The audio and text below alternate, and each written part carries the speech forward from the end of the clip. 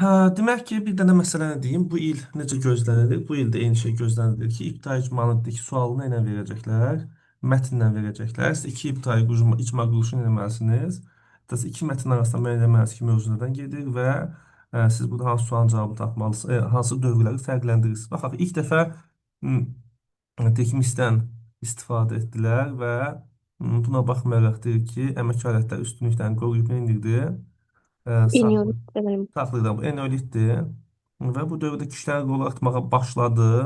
Xış əkinçi məşğul olur və maldarlıq İnsan tunç. genişləndi. Bu da erkən tuncdur. Bir insanı sor. Birinci mətndən fərqli olaraq ikinci mətnə aid olanlar. İstehsal təsərrüfat hər ikisinə var, ona görə bunu seçməyək. İnsanlar qəbilə icmasında birisinin burada qəbilədə yaşayırlar, burada artıq tayfadır. Ona görə olmaz. Axirət dünyasına inam mövcud idi. Bu deyir ki, ikisində də var, ona görə olmaz. Tayfalar meydana gəlməsi adına götürəcək 4, yalnız 4. Ümumiyyətlə bu yalnız 4 falan filan tipli suallarda biraz diqqətli olmaq lazımdır. Yəni ki, bu yəni atıb tapmaq olmasın deyən şeyin adı. Net bilirsənsə tapa biləcəyin tipli suallardır. Yəni ki, ən azı bu il bu yalnızlıq ən azı 2 və ya da 3 sual olacaq kimi gözlənilir. Uyğunluğu müəyyən edək. Türkiyədən gəlib də bu sual modeli. Bu yalnız 2 yalnız. Rus-Qacar müharibəsi dövründə xanlıq idarə sistemi saxlanmışdır. Rus qoşunlarını məğlub etmişdir. Demək ki, hansı ərazilərdəki müqavimət yox, müqavilə var idi. Onları nə eləmişdilər? Rus idarəçiliyi nə eləmişdi? Saxlanmışdı. Biz bunu belə yadda saxlayırıq ki, məsəl üçün burada Kürək çayı 1805-də, bu məsəl üçün 1802-də nə? Georgiyevsk. Amma Gəncə xanlığı 1804-də elə işğal edilən kimi ləğv edilir. Biri ki, həm birincidə, həm ikincidə Ruslara qarşı döyüşəndən sonra İrəvan xanlığı olub. Misal üçün burada nə var? Bu Gəncə xanlığı Rus qoşunlarını məğlub edib. Bilirik ki, Gəncə xanlığı ümumiyyətlə Birinci Rus-Qacar müharibəsində yox idi. Aydın indi məsələn Alzı yarışması döyüşüblər qaliblərə. Çünki Gəncə xanlığı 1800 yəni belə deyək, müharibə başlayıb 1804-ün yayından 1813-ə qədər o daha öncə ləğv edilmişdi. Təbriz xanlığı da birincidə yox, ikinci 1827-də döyüş olub. Bunu yadda saxladı. Demək ki, burada cavab olacaq 1-ə B, C, 2'ye A variantı, bu da B variantı. Bu şəkildə. Yəni bu sual modelində gözləyir. 2023-ün modelində çıxdı, ondan sonra istifadə olunur. Yəni ki, bu ildə belə bir. Nə olur burada? Məsəl üçün, burada hökmdar olur, nə elədiyi islahatlar ola bilər, döyüşlər ola bilər falan filan. Gəldik bu AXC-nin Bakı dövründə, bax bunu deyirdik, bax Bakı dövrü, nə bilim Gəncə dövrü falan tipli və bu sualın ikinci hissəsi nədir? Sosial-iqtisadi tədbir sözüdür. Bilirik ki, məktəblərin birləşdirilməsi mədəni tədbirdir, mədəni. Bakı XK-sının dekretləri və oktyabrda ləğv edilir. Bil ki, Bakı XKS yazaq bura. Bakı Xalq Komissarları Soveti. Bunlar sosialist düşüncəli insanlardır. Stepan Şaumyan rəhbərlik edirdi. Və Şaumyan da Leninin göstərişi ilə buradakı bütün şeyləri milliləşdirib, yəni nefti, nə bilim, donanmanı, bankı qardaş yardımlarını Rusiyaya göndərmişdi. İndi bunlar ləğv edildi. Yeni üç rəngli dövlət baranqadması dövlət quruculuğudur, 9 noyabr. Aqrar məsələ həll olmuyor. Culfa Mincan dəmir xəttinin işə düşməsi bu da onlara uyğun deyil. Çünki deyir ki, bu Sovet Azərbaycanıdır. Dehli Sultanlığına aid deyil deyə belə bir söz var. Dehli Sultanlığı. Demək ki, bu Dehlidir, Moğoldur, Teymuridir. Yəni, bu yəni 11-15-ci əsrlərin dövlətləri kimi düşür. Bu da sırf Hindistan bölməsidir. Demək ki, iqta torpaq mülkiyyət forması, iqta burada iqta paylayıblar. Məsələn, Dehlidə xüsusən el tutmuş, ən çox islahat edib qabağda çıxma adamlarından birisi el tutmuşdu. Digəri sonra ən güclü hökmdar Cənubi Hindistanı tutan kim idi? Allah'ta kalırız. Və Əlayəddin Xələcini bir dəqiqədə saxlayaq. Demək Öyle. ki, Əlayəddin Xələc. Kimsə deyir? Yoxsa yox. Monqol yürüşlərinə məruz qalıblar, bəli qalıblar. Hərbi işlərə vəzir, orada vəzir fərqli idi. Həm mülki işlərə vardı, həm hərbi işlərə. Çox uşaq bunu götürüb səhv yazmışdı. Sadəcə sona qədər oxumaq lazımdır. Bu deyir ki, el tutmuş dost olub və Əlaəddin Xələc əsasını qoymayıb. Deyir ki, buranın əsasını kim qoymuşdu? Atdan yıxılıb ölür. Kim idi o? Bütün ay beş. Qütbəttin Aybək. Yadda saxlayaq. Demək ki, burada bizi diqqətimizi çəkən məsələ nə oldu? Dehli Sultanla Ay beş. vəzir, bəli, Qütbəttin Aybək. Dehli Sultanla baş vəzir həm də hərbi işlərə baxır. Bu da belə getdi. Hülakülər dövlətinin mövcudu. Ha, bu normal tipik bir sualdır. Sualın şərti budur. Yəni ki, bu sualın belə deyək, pasport olur da. Bu sualın şərti budur ki, bu sualın qiymətləndirməsi budur ki, abituriyent Elxanın dövlətinin mövcudluğu illəri bilir və həminki vaxtda Azərbaycanda və dünyada baş vermiş hadisələri tapırıq. İndi burada Azərbaycan yox, hardan söhbət gedəcək? Dünyadan söhbət gedir. Yazıq Elxanilərin hakimiyyət illəri 1258-1357. Sonra düşürük aşağı bunları yazırıq. Məsələn, Şərqi Anadolu həmişə Türk torpağı məşhur bir hadisə. 1071 Malazgirt. Orxan Qazi tərəfindən bilirik ki, bu 1326-dan təxmini neçəyə qədər idarə edir? 1361, 62. 61, 1362 falan deyir. Gedir belə, 61 deyək. Çünki 1361-dən kim götürürük? Sultan Muradı götürürük. Buradan 61, 62-də paytaxtları götürəcək Ədirnəyə.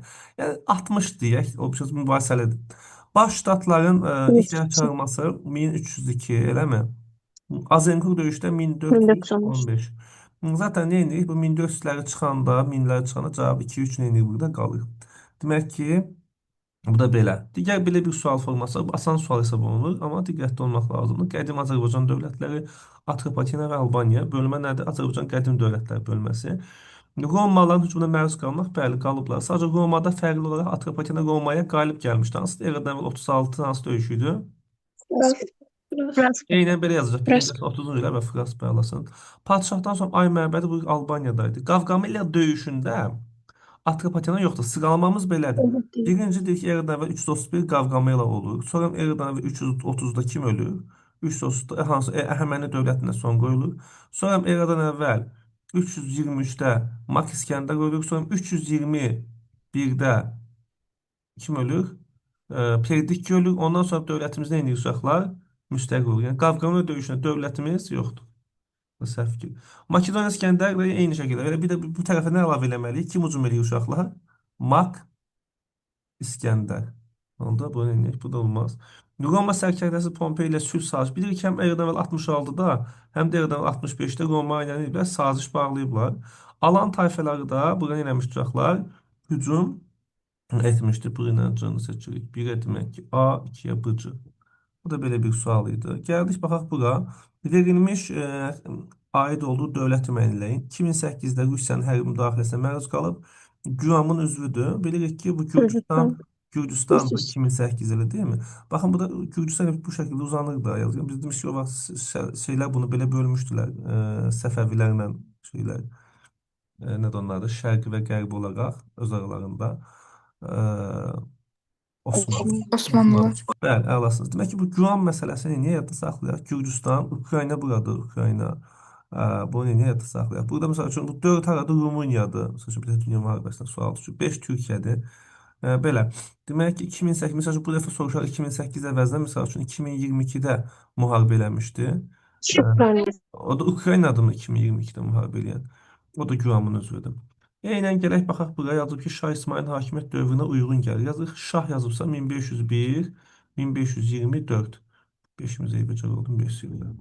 Almaniyada reformasiya həyatının hərəkatının başlanması bilirik ki, bu neçədə başlayır? Hindistan. 1517-də. Moğol dövlətinin yaranmasını götürürük 1526. Bu aid deyil. Urartuaya Rusiyanı neçə götürürük uşaqlar? 1381. 1381-də görə. Jak üsyanı 1358. Respublika İngiltərə Respublikası məsələn, bu da məşhur bir şeydir. Hamımız bilirik. 1653. Hətta keçən dəfələrim dərs izah eləyəndə dedik ki, İngiltərədə biz Stuartların hakimiyyətini neçə hissəyə, neçə dövrə bölürdük? Birinci dövr və ikinci dövr. Bunlara diqqət edək. Aradakı dövrdə isə 1 ilə 2-nin arasında hansı hadisə olub? İngiltərədə 2 dənə quruluş olub. Respublika, bir də 1653, 1660. Bu nə dövrdür? Diktatorluq dövrü. Lord Protektorat dövrüdür. Protektorat. Amma diktator iki şəkildə idarə edib kim? Demək ki, adamın adı nə idi? Oliver Cromwell. Oliver Cromwell. Bu da belə getdi. İngiltərə, bu biraz nisbətən çətin sual hesab olunur uşaqlar üçün. 40-cı ilin hakimiyyətinə gəlmiş Leyborist hökumətinin daxili siyasətində həyata keçirdiyi tədbirlərə aiddir. İndi buna bağlı bir neçə məsələ danışacağıq. Demək ki, Leyboristlərin elədikləri şeyi soruşur. Demək ki, Leyborist, Labour sözündən İşçi Fəhlə Partiyasıdır. Biz bunların ilk dəfə adını 1924-də Ramsay MacDonald-da eşitmişdik.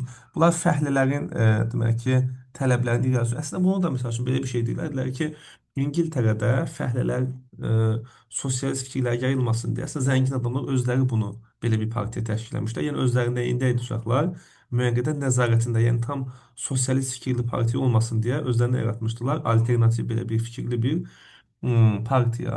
Görəcək ki, leyboristlərin bir çox fəaliyyəti də elə nəyə mühafizəkarlara bənzəyəcək. Yəni onlar da təxmini yaxın addımlar atacaqlar.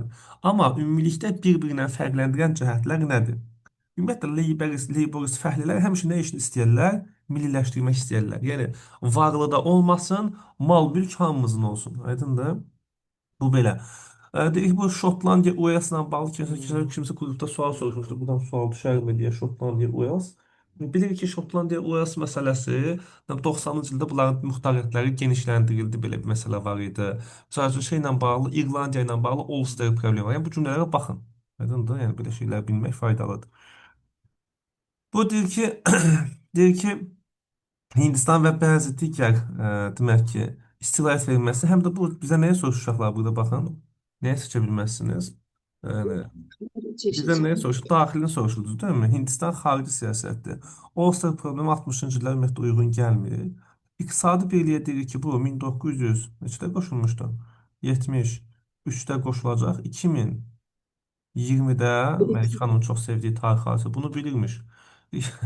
Demək ki, bu da Brexit eləyəcək, çıxacaq. Bunu eləyək, yadda saxlayaq. Yəni, burada zaten nəyi soruşdurduq? Daxili siyasəti. Gəldik bura Birinci Dünya müharibəsi ilə Şimali Azərbaycan. Deyirik ki, bizə bu çox düşən sualdır. 1914-1918-in noyabrıdır. Mədəniyyət bölməsidir. Baxaq.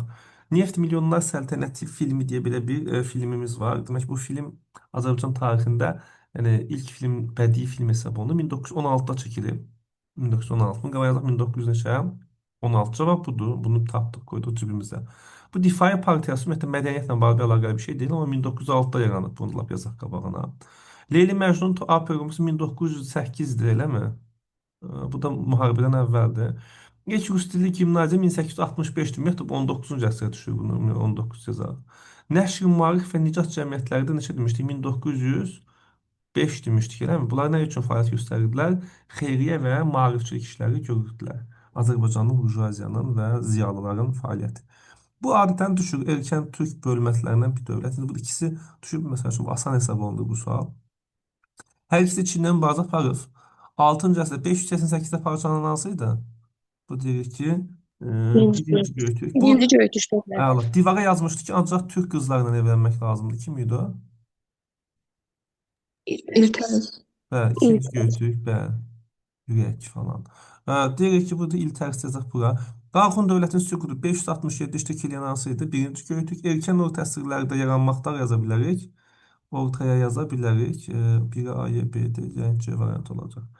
1649 iki dəfə İngiltərə mövzusuna sual gəldi. 1870-ci il hər ikisinə deyirik ki, nə olmuşdu burada?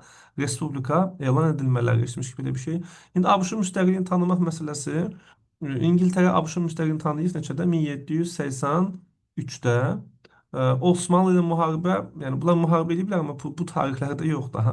İlk dəfə qanunverici orqan, onlardan 1300 2 kimi götürürük. Burada da 1265-ə uyğun gəlmir. Sənaye çevrilişdə deyirik ki, 19-cu əsrdir. Bu eləyək, buradan da keçək. Yəni, bu da məncə rahatdır bu sualı. Ümumiyyətlə, Fransa tarixinə bağlı biraz çətin bir dənə şey qeyd edək. Ümumiyyətlə, Fransa tarixində 5 dənə respublika olub. Oldu. Biz hansı respublikaları öyrənirik? Yəni, öyrəndiklərim deyəcəyəm. 1848, 1852. Bu kimin adı ilə bağlı respublikadır? Demək ki, 3-cü Napolyon. Sonra 1870, 1940. Niyə? Çünki 1940-da bu işğal olunacaq. Sonra 1946, 1958. Bu neçənci respublikadır? Bu 4-cü respublikadır. Və 1958-dən neçənciyə qədər indi davam edən 5-ci respublika oldu. Bu da 5-ci respublikadır. Bəs arada bu 46-dır. Arada nə var? 1940-dan Necə? 44-ə qədər var işğal rejimi, eləmi? 1944-ə qədər. 44-də ikinci cəbhə açıldı axı. 1944-dən 1946-ya nə var idi? Müvəqqəti hökumət, elə müvəqqəti hökumət. O da Charles de Gaulle. Rəhbəri. Fransanı belə keçdi. İngiltərədə bir dəfə respublika olub, bu söhbət bağlanıb. Gəlib çıxdıq hara? Demək ki, deməli, nədən danışırdıq? Birinci və ikinci Qarabağ müharibəsi arasındakı dövr. Aha. Demək ki, burada nəyi bilməlidir uşaq?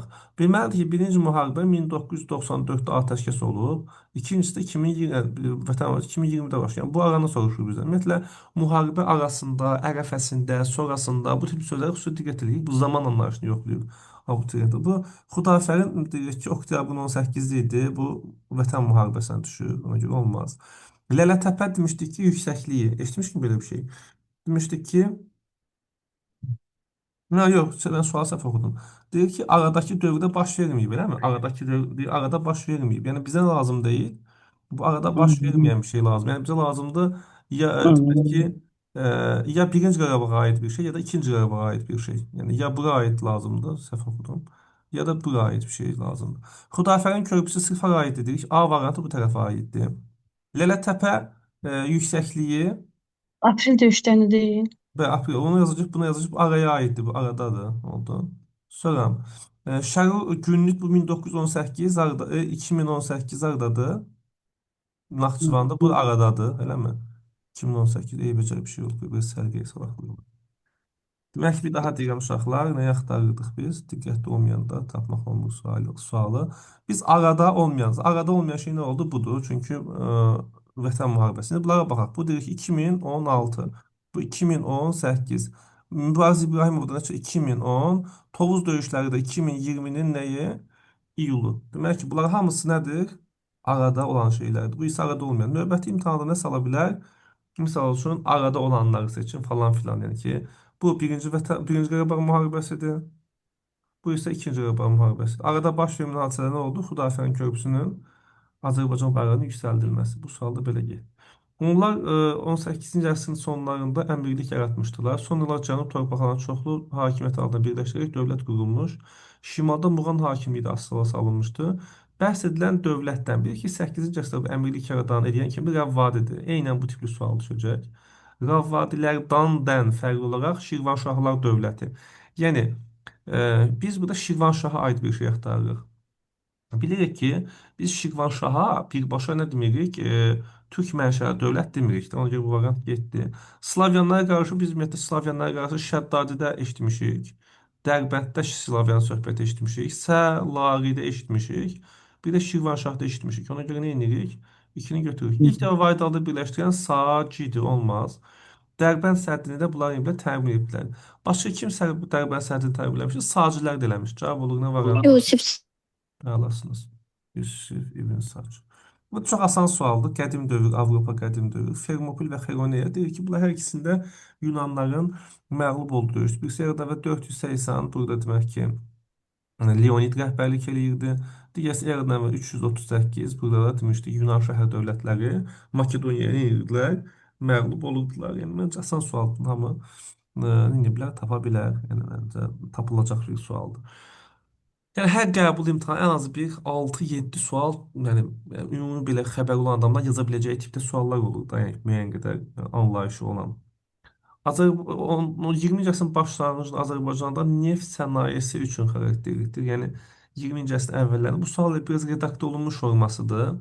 2022-dəki səhvləməsi neftlə bağlı. Bilirik ki, o biraz uyğunsuzluq var idi. Az gəlsə demişdik ki, inhisarlaşma başlamaq ayrı şeydir 1893. İnhisarlaşma, güclənmək ayrı şeydir 1900-1903. Elə burada da həmin şey soruşacaq. Demək ki, istehsalın təmərküzləşməsi, yüksəldilməsi bu düzgün cavabdır. İndi baxaq digərlərinə. Balaxanada icbari əmək 1864-dür. Bu ümumiyyətlə 19-cu əsrdə olmaz. Neft yataqlarının hərrac yoluna çıxarılması 1872-dir. Bu da olmaz çünki bu da 19-cu əsrdə. İlk dəfə xarici kapitalın tətbiqi başlaması bu da neçədən başladı? 1872-dən və xüsusən biz kimlər öyrəndik? Bu ikinci yarısı 70-ci illərin ikinci yarısı 1876-da şirkətlərini açdılar falan filan. Nobel qardaşlar bu da 19-cu əsrdir. Təmərküzləşmə 1900-1903 böhranından sonra artdı, yüksəldi. İlk dəfə soyucu sistemdə demişdik ki, yazı gəlirsə Cavad Məlikov var idi 19-cu əsr, yəni 1863 falan filan. Yəni, bu da olmaz. Bölmə nədir? 20-ci əsrin əvvəllərində. Növbəti bölməmiz nədir? Azərbaycan Eldənizlər dövləti. Yəni bu Azərbaycan 11-12-ci əsrlər bölməsinin sualıdır. Görək nə salıb? Mərzban Dimin Topsuna var bu sual. Mərzban İbn Məhəmmədlə Atabəy Şəmsəddin Elvədinizin ümumi cəhəti deyir ki, bunlar Azərbaycanı kim vahid halda birləşdirirsə, eləmi? O həm də Şirvanşahı neyini asıla salır. Demək ki, Slavyanların məğlub edilməsi məsələsi.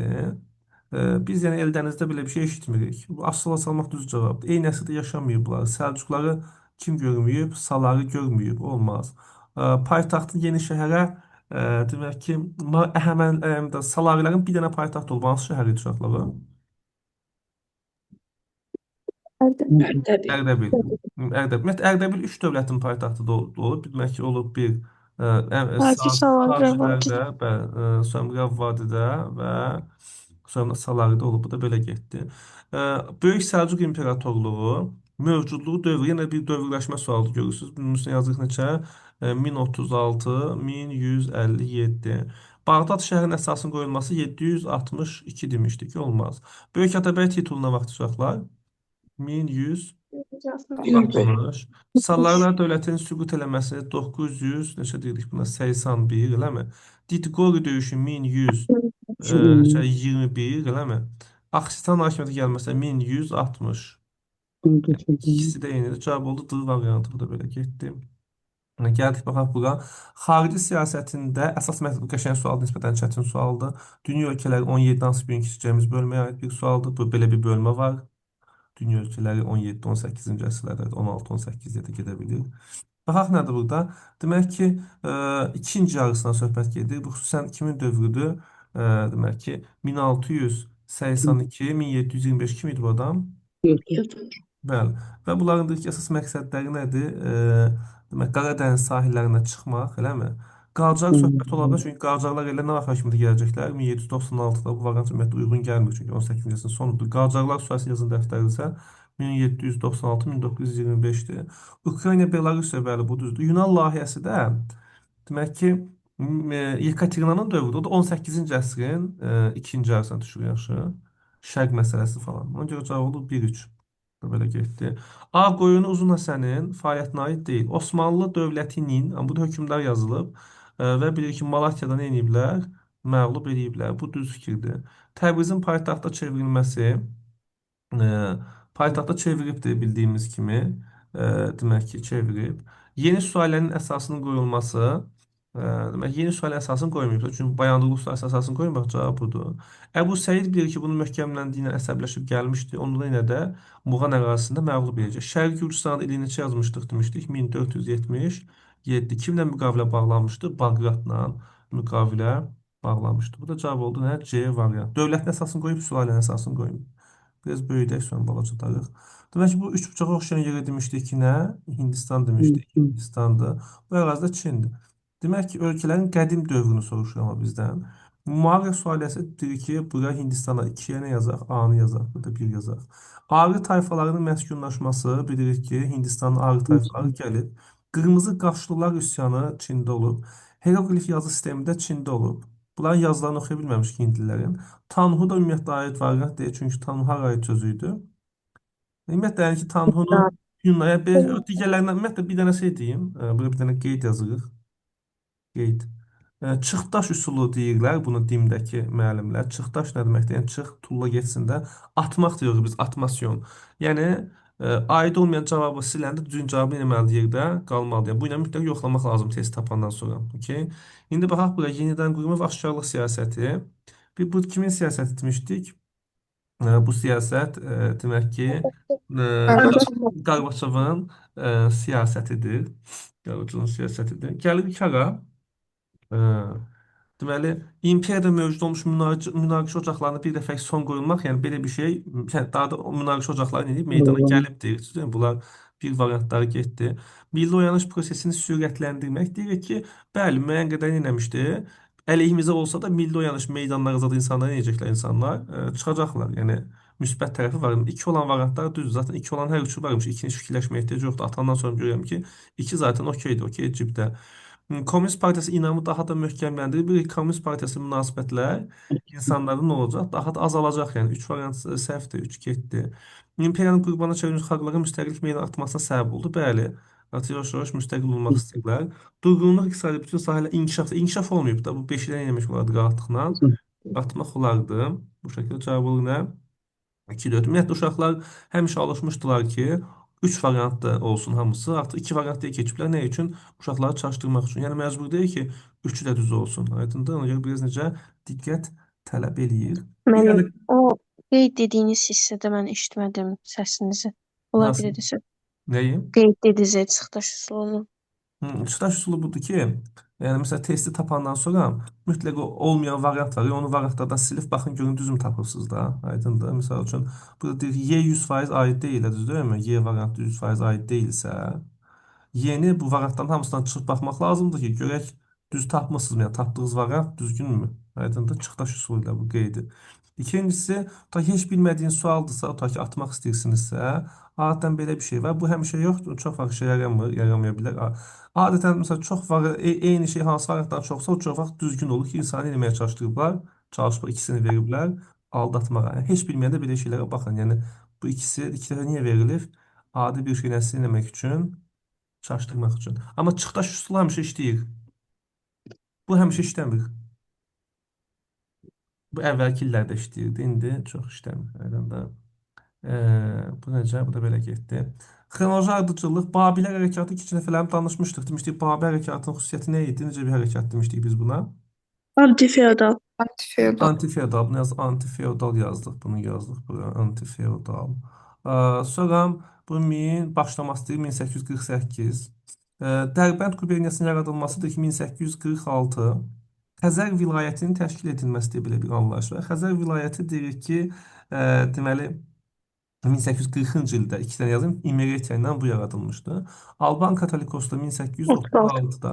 Yəni burada balacadan böyüyə doğru yazacaq olsaq, demək ki 4, 3, 2, 1 variantlar olur. Hansı bölmədə Azərbaycan 19-cu əsrin birinci yarısı, yəni ki 50-30-cu illər səbəb nəticə əlaqəsinin doğru verildiyi eynən bu şəkildə. Bu suallar çox qəşəng suallar hesab olunur. Yəni çox bəyənilir çünki uşağın səbəb nəticə əlaqəsini ölçməsi yoxlanılır.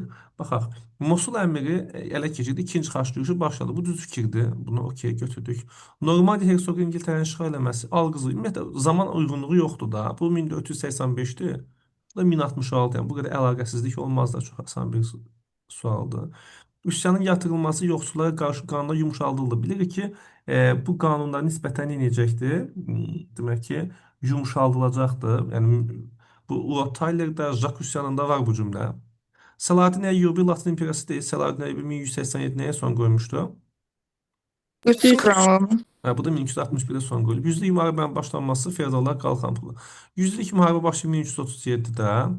Qalxan pulu verginin qoyulması da İkinci 12-ci ildir bu. əsrin ikinci yarısıdır və bunun nəticəsində boyaqlardan asılılıq azalmışdı. İndi eyni sual məsəl üçün bunu yazacaq bu tərəfə. Qalxan pulu burada düzgün cavab nə ola bilər? Boyaq müxalifətindən, yəni feodallar hər dəfə kömək istəməkdən canı qurtarır. Çünki özünün nəyə var? Ordusu var. Bu demək ki, işlənən bir sualdır. Dinin toplusunda da buna uyğun sual var. OTK da bunu sınaqda işlətdi. Bu sual 3 hissədən ibarətdir. Bu da zaman anlayışı verir ki, təsvirlər yəni neçə 15, 3, 11, 5, 11 Avropada olur. İndi bu xəritədə Azərbaycanı gördüyümüz neçənci əsrlər deyəcəyik. Bunu 5 eləyək. 3-11 axtarırıq demək ki. 3-11 hansı dövrlər uşaqlar? Erkən orta əsrlər. Xəritə demişdik bu çayın üzərində olan hansı idi? Ulduzdan öyrənib Bərdədir. Bu yazıq Bərdə. İndi baxaq bura. Haşimilər bilirik ki, Dərbənd idarə edib. Buna görə bu variant olmaz. Xürrəmlər hərəkatının gedişində deyirik ki, nə olmuşdu? Babək buranı 20-ci illərdə azad eləmişdi. Slavyanlar buranı qarət eləyibmi? Eləyib. Amma Şəddadilərin paytaxtı haradır? Gəncə. Çox uşaq zaten bunu götürüb səhv yazır. Cavab ona görə səhv olur. Bölmə hansı da xilafətin tərkibinə qatılması və onun nəticələri bölməsidir. Yəni və ya da bu bölmə biraz daha uzun hansı dövrdür? Azərbaycan 7-9-cu əsrlər. Amma bu sual tam uyğun gəlmir. Niyə? Çünki burada nə məsələsi var? Bu Slavyan qarəti 9-11-ci əsrlər. Nəsə çox da problem deyil, nədən söhbət getdiyini bildiniz. Bu nisbətən asan sual hesab olunur. Aqroun məclisi deyək ki, Urnayda deyildi, kim idi? Nədir bunun adı? Üçüncü Mehmet Mömin Xəqan. Haylandı Hunları 2-ci Vaçe idi. Bəli, deyək ki, 462-ci ildə. İstifadə sual olub 2-ci Vaçedən. Dizirav döyüşdə bu deyil. Dizirav döyüşü, sonra nədir onun adı? 359, 371 kimin dövrü idi? Urnaydı. O zaman cavab olacaq 1 və 4. Cavab 1 və 4. Sonrakına baxırıq. Bu da rahat bir sualdır. Amma baxın bu sualda diqqət tələb edən nədir? Belə tərtib olundu ki, uşaqlar bunları tək-tək yerinə seçə bilirlər. Bura bir dənə bunu da yazır. Nə yazıb uşaqlar? 19-cu əsrin 2-ci yaşı. Sual getdikcə çətinləşir də. Yəni, sualın üzərinə ekstra şeylər gəlir. Demək 19-cu əsrin ikinci yarısı lazım. Syoqun rejimi Yaponiyadaydı. Bilir ki 67-də elə Syoqun rejimini ləğv edirlər, eləmi? E, Bunu eləyək, bunu buraya yazaq. Bax Sianqan Fransa. Bax bu normalda bu Sianqan məsələsi Fransaya yox, İngiltərəyə yox. Çox adam buna görə səhv yazmışdı. E, Demək ki Sianqanın kimə verilməsi demək ki e, Fransaya verilməsi deyil. Oldu mu? Bu ona görə bu fikrin adı Fransanın sərəncama verilməsi ümumiyyətlə nə variant olacaq? Səhv fikir olacaq. Fransa olsa seçmək ola bilərdi. Çin vermiş. Sipahilər üsyanı rahat suallardadır, Hindistandadır. Tayvan və Koreyanın da 1894-1895 kimi itiriləcək bu? Yaponiya ilə. Yaponiya ilə müharibə. Demək ki, sipahiləri yazdıq bura, bunu yazdıq, bunu bura. Burju inqilabı da demişdik ki, arada Yaponiya. Zaten Yaponiyada Burju inqilabı olacaq, konstitusiya qəbul edəcək 1889 və digər ölkələrdən güclü olacaq. Baxaq bura. İkinci qrup. 13-cü əsrin sonlarında hakimiyyət orqanı mübarizə qızışdığı vaxtda dövlətin əvvəlki qüdrətini bərpa etmək və iqtisadi vəziyyəti yüksəltmək üçün tədbirlər həyata keçirildi. Köçəri Monqol əyanların narazılığına səbəb oldu. Belə tədbirlərdən biri rabitə sahəsində həyata keçirildi. Rabitə sahəsində həyata İsrailin köçəri əmirləri bir çox imtiyazlardan məhrum edir. Yəni, hara gəldi, girib nə istədi edə bilmirdilər. Ancaq karvansaraya getməlidirlər. Vilayətlərin mərkəzi hakimiyyət əlaqələri də möhkəmləndirildi. Niyə həm də bu demək köçəri əmirləri narahat edir? Çünki köçəri əmirlər özləri əvvəl məlumat aparırdılar. İstədikləri kimi yansıtırdılar, amma bunlardan artıq məlumat tez-tez gedib gəlməyə başladı. Bəhs edilən islahatın böyük rolu olmuş alimi soruşur. Bu kim idi?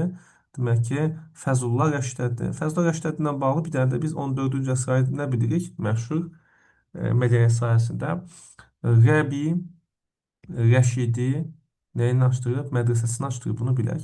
Desək ki, bəs 13-cü əsrdə bunların məsləhətçisi vəzir olan adam kim idi? O da savadlıdan. O da kimdir? Məsələ Tusi. Məsələn, Tusi. Bunu da bilirsiniz, əla. Köçəri əmirlər haqqında bəhs edilən tədbirlərə qarşı çıxmalarının səbəbi, mənbədə verilməyən səbəbi. Bu da yazıb ki, Qazanxan kimlər arxalanırdı çünki? Yerli feodallara arxalanmasaydı. Bunlar niyə narazılar? Çünki köçərilərə arxalanmır və onların iqtisadi siyasətini zəiflətmək siyasəti yürüdür. Hətta yerlilərlə yaxınlaşmaq üçün yazı gəlirsə din falan qəbul eləmişdi. Bu da belə getdi. Mənbədə bəhs edən islahatların rabitə sahəsində tətbiq edilən iki qadağanı yazın. İki qadağa demişdik ki, ümumiyyətlə qadağalar sualı olimpiada sualı olmuşdu. Nələri qadağa eləyib deyə. Məsəl üçün burada nə soruşur? Rabitədən ki, qadağan soruşur. Bir, onların evində qalmaq qadağan edib. İki, əhalidən vergi, məhsul şeyin adı, pul almaq. Çünki dövlət hesabına keçirilməli idi. Bu bildiyimiz şey. Başqa misal üçün nə qadağa deyə bilərik? Deyək ki, o vergi toplanması ilə bağlı məsələ var idi. Deyirik ki, mərkəzə divana gətirilməsi, sonra deyə bilərik ki, nə qadağan edilə bilər? Hmm, İqtanın alınıb satılması, yəni bu tipli şeylər qadağan edilə bilər. Belə, əlasınız. Demək ki, 9:43-də buradayıq. Mən bir dənə çay götürüm, gəlin davam edək.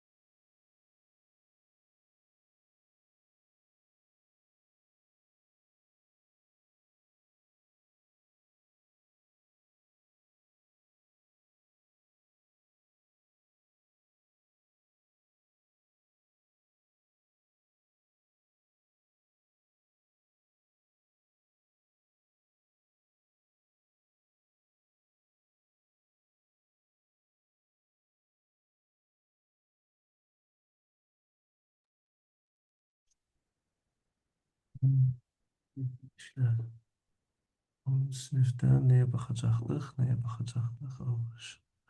Bir dəqiqə, demək ki, Osmanlı ilə Rusiyaya baxacaqdıq. Rusiyanı buradan açmışıq. Buradan yenə Rusiyanı açaq, gedək. Demək ki, Rusiya neçədədir? 132-də. Bu necə yarandı?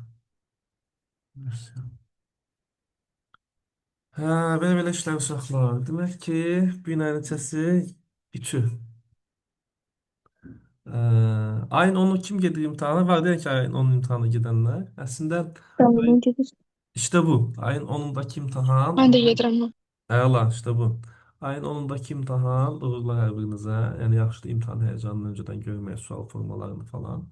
Və model suallar, bunların ikisini biz ayrıca bir müzakirəsi olacaq. Çünki bunlar bizdə qəbul üçün bir istiqamət, yəni 2026 modelini mən video atmışdım. Yenə yansıcaq belə. Yəni, nə düşür, nəyə baxmalıyıq, nəyə diqqət eləməliyik, çətin olan şey nədir, asan olan şey nədir? Deyib davam edəcək. Nəysə, getdik. Rusiya demək ki, bölməsi. Romanovlar sayəsi. Bilirik ki, Romanovlar uzun bir müddət deyiblər, idarə ediblər. Məclis qanunnaməsi dünən danışmışdıq, yəqin yazıqları 1649-da.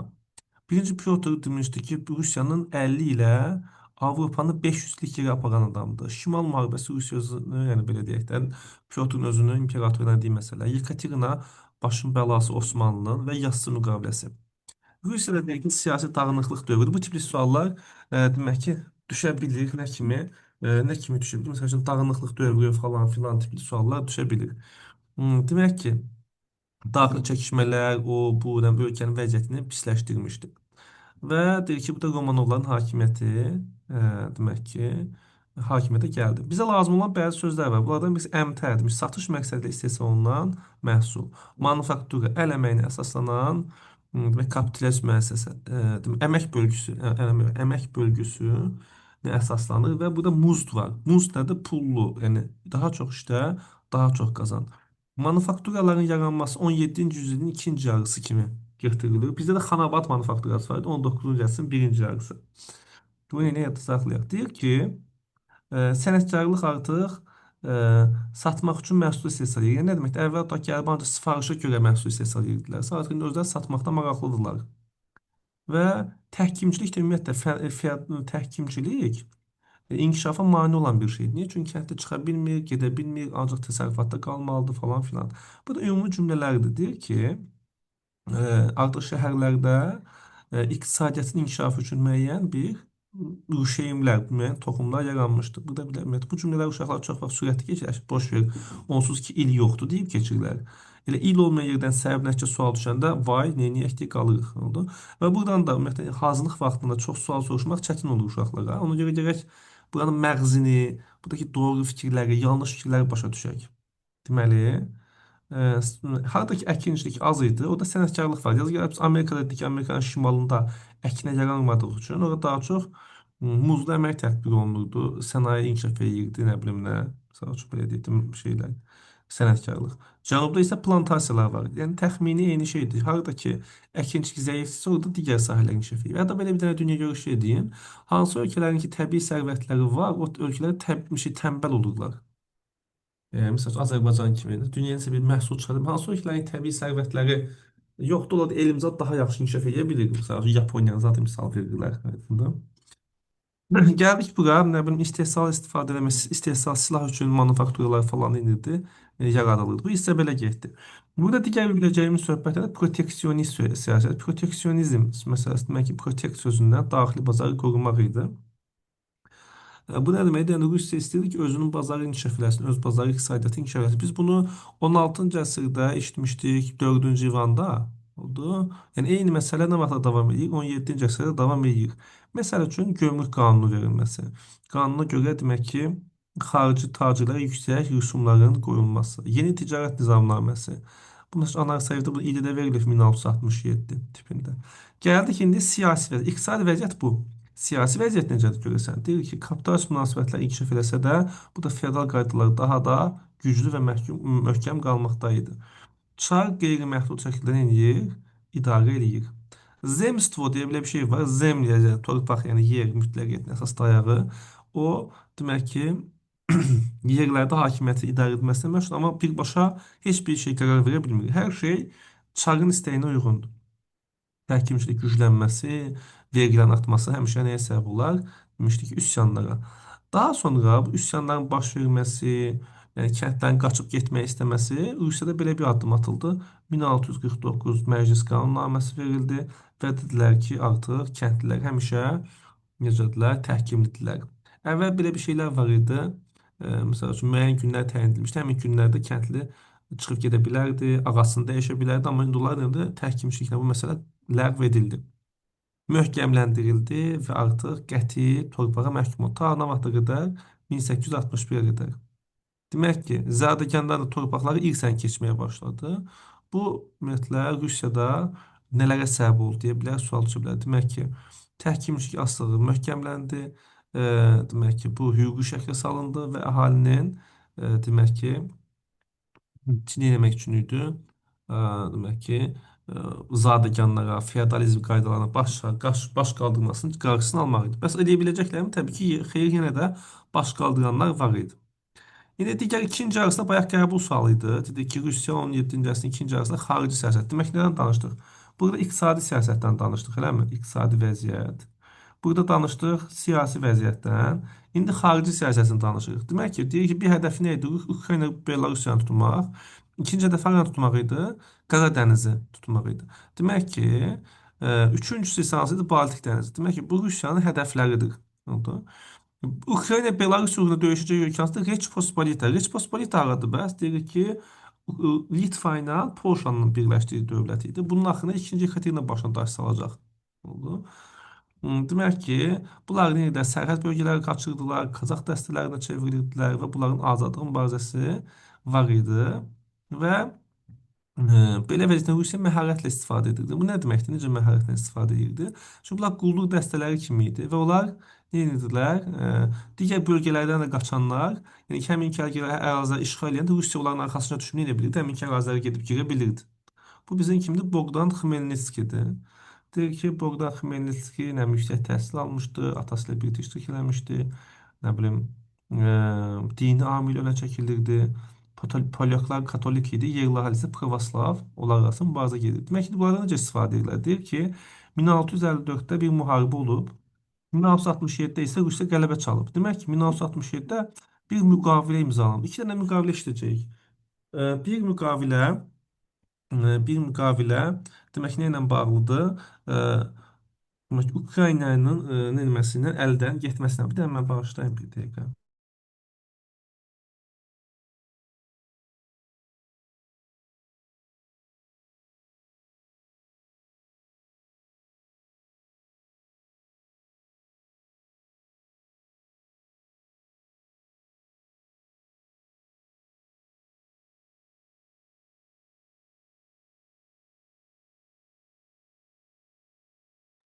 Aha, harda qalmışdıq?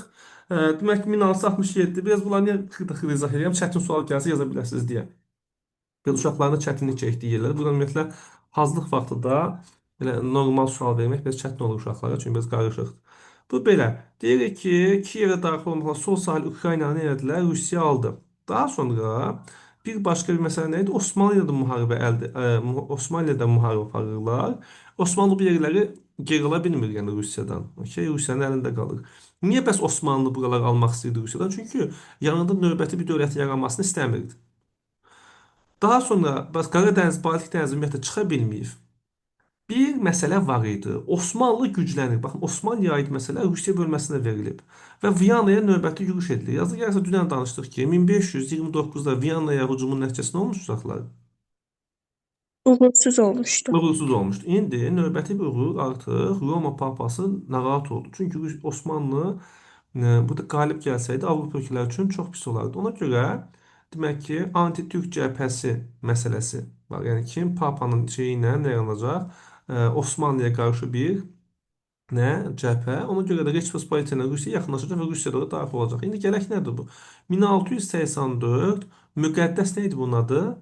Müqəddəs birlik. Ümumiyyətlə Papanın yaratdığı şeylərin çoxsu da elə müqəddəs olur. Məsəl üçün ya da papanın razılığı ilə olan şeylər. Aydındır. Çünki dini bir şey çalar qatıraq. Müqəddəs birlik, müqəddəs ittifaq, nə bilim, müqəddəs Roma. Gedək bu nədir? Burada deyir ki, bu belə bir şey verilir. Yəni ki, heç vaxt düşməyib, amma bilsəz yaxşıdır da. Rusiya belə bir müqavilə imzalar. Bunu göstərir ki, 17-ci əsrin ikinci yarısındakı. Demək ki, bu münasibətlər nizama salınması, düşmənçiliyə son qoyulması, Kiyev Rusiyanın tərkibində qalır. Anti-Türk birliyə bunlar yaxınlaşmış olurlar birlikdə mübarizədə. Bir də bu var. Pravoslavların din azadlığına təminat verildi. Rusiya onu nə etməlidir? Müdafiə etməlidir. Niyə? Çünki Polyaklar dedi ki, Katolik idi, Ruslar pravoslavlar. Əhalidə pravoslav idi. Rusiyanın hansı bölgədə? Ukrayna bölgəsində. Osmanlını zəiflətmək üçün idi. Bura qədər olan hissələr dediyim şəkildə nisbətən çətin hissələr hesab olunur. Osmanlı üzərinə hücuma keçsə, Krımı ələ keçirməyə cəhd eləsə də uğursuz olub. Bu dövrün ulduzlu adamı kimdir? Birinci Pyotrdur. Bu neyin? Bu Rusiya Avropadan geri qaldığını başa düşdüyü üçün bu nə edəcək? Hərbi məsələlərə xüsusi diqqət edirdi və xüsusən Qara dənizi ələ keçirmək, bu Dardanelli falan ələ keçirmək kimi bir hədəfi var idi. Deyirdi ki, isti dənizlərə çıxmalıyıq. Ona görə bunun birinci uğurlu, nisbətən uğurlu elədiyi şeylərdən birisi idi. Azov qalası balaca bir yerdə olsa ələ keçirə bilmişdi. Amma Osmanlı nə etmişdi? Qara dənizdə güclü idi. Azov qalasını daha sonra 1711-də itirəcək. Deyir ki, bu neynədi? Getdi, demək ki, Osmanlıya qarşı Avropada bir nə axtarırdı? Müttəfiq axtarırdı. Bax, bu 20 variant sual da var. Bu çox qəşəng sualdır. Yəni ki, deyir ki, bu şey kimi gözdə, mənbə sualı kimi soruşur. Deyir, böyük elçilikdə məqsəd nə idi? Hara getdi? Nə tapdı? Nəyi tapa bilmədi? Demək ki, Avropaya getdi, hərbi işlə bağlı öyrəndi, bu uyğun. Osmanlıya qarşı ittifaq axtardı, tapa bilmədi. Bəs nə tapdı? Demək ki, Reç Pospolita, Saksoniya, Danimarkadan ibarət Şimal ittifaqını yaratdı. Lütfən buna diqqət edək. Yəni sual kimi gələ bilər qabağınıza. Normal sərnəçə sualıdır. Və bundan sonra nə oldu? Baltik dənizini ələ keçirmək uğrunda mübarizəyə başladı. Bu müharibədə 1700-dən başlayacaq Şimal müharibəsi ta 1721-ə qədər. Demək ki, birinci Pyotr islahatlar edən bir hökmdardı oldu. Və bu islahatlar hərbi islahat, inzibati islahat, nə bilim, din islahatı, bütün bunlar eləyəcək, ölkəni inkişaf elətdirəcək. Biz oxuyan vaxt, yəni 20 il qabağa ən önəmli döyüşlərdən birisi hesab olunurdu. Uşaqlar bunu deyirlər. Poltava, Lesnaya falan filan. Demək ki, hansı döyüşdü? Demək ki, 1709 Poltava döyüşü burada qalib gəldi. 12-ci Charles qaçırıcı getdi, qaçırdılar Osmanlı torpağına və onun da arxasınca gedəcək Osmanlı torpağına. Nəsə, Poltavadan nə sual düşə bilər? Əsaslı dönüş yaradan, ümumiyyətlə, əsaslı dönüş yaradan döyüşləri xüsusən bilmək lazım demişdik. Bu da girdi Osmanlı torpaqlarına. Orada demək ki, Pruç çayı sahili mühasirəyə düşdü, sülh bağladı və demək ki, Osmanlı hökümlü komandanın xəbəri yoxdur. Bu mühasirəyə düşüb və Pruç çayındakı sülh Azov qalası Osmanlıya verildi. Hansı ki, o dedi ki, 17-ci əsrin sonunda hələ tikdikləri bir qala var idi. Onu 1711-də, yəni 18-ci əsrin əvvəllərində elədilər, geri qaytardı. İsveç kralı getdi öz ölkəsinə. Bu Niştat sülhü imzalandı. İsveçlə kim arasında? Rusiya. Ümumiyyətlə belə bir sual düşə bilər qəbulda. İsveçlə müharibə aparan, demək ki, nə hökmdarlar demişdik? Rus çarları. Birinci Aleksandr, oldu mu? Birinci Aleksandr. Bir də kimi deyə bilərik? Birinci Pyotr deyə bilərik. Biraz daha da özümüzü zorlasaq, bir də 1900, demək ki, la kitablarda çox verilməyib. Bu Finlandiyaya hücum edən sonra İsveç də orada olub, yəni Finlandiyaya yardım eləmək. İndi xüsusi onu öyrənmirik. İsveç zad məsələsi. İkinci Dünya müharibəsində Finlandiyanı öyrənirik. İsveçlə müharibə apardı. Finlandiyanı eləmişdi. Bu 1809-cu ildə uşaqlar birinci Aleksandr yadı saxlayaq, tabe eləyib. Bu xəritənin yarısı burada görsənir, yarısı o üst tərəfdə. Demək ki, nə yazılıb? Baxaq bura. Rus ordusunun hücumu, Osmanlı yürüyüşü, Rusların geri çəkilməsi. İndi görək ki, bu xəritədə necə görsənir. Demək ki, bu həmənki ərazi Ruslar neyirlər? Geri çəkilirlər. Polşa torpaqları. Belə, demək, Niştat sülhü də yəni cədvəllə verildi. Bunu da öyrənək. Şimal müharibəsi qələbə çaldı deyir. Baltik dənizlərinə çıxış əldə elədi və bundan sonra da neynədi? Bu müqavilənin şərtləri deyil. Müqavilənin Rusiya üçün nəticələridir. Çünki müqavilənin şərti bu imperator olmayıb da, müqavilədən sonra imperator olub. Bu da belə getdi. Sonra gəldik hara? Aha, bu hissəyə diqqət edək. Böyüdüm, siz də balacaladın. Birinci Pyotrun islahatları. Demək ki, Avropa ölkələrindən geri qaytarmağı, Avropa ölkələrindən qalan geriliyi aradan qaldırmağı və hərbi sahədə islahatlar keçirməsi ilə yadda qaldı. Hərbi islahatlardan eyni bir. Demək ki, rekrut əsgər qaydası. Bu daha sonra 1874-cü ildə ümumi əsgər toplanışı kimi belə bir şey olacaq. Sonra neyini bu? Hərbi donanma yaradır. Bu şəkildə. Silah istehsalına xüsusi diqqət edib, manufaktura falan filan, süngülü tüfənglər istehsal edib. Bu oldu bunun hərbi islahatı. İkinci islahatı, idarə etmə islahatı. Burada nə deyəcək? İdarə etmə islahatına bu nə edib görək? Deməli, Senat deyə belə bir şey. Senatın demək ki, icra və məhkəmə hüquqları var idi, çar təyin edirdi və e, Senat sözünü biz keçən əsərdə eşitdik dünən. Roma. Bir Osmanlı'da, evet, evet, ABŞ-da və harda? Roma'da. Roma. Bakın belə bir şey. ABŞ-da və demək Roma'da eşitdik. Gəldik çıxara. Mədəni sahədə. Üçüncü qrupların gözü yaşlı. Deyir ki, mədəni sahə islahatlar keçirdi. Teatr, qəzet falan. Hətta analiz edilmə məsələsi də var.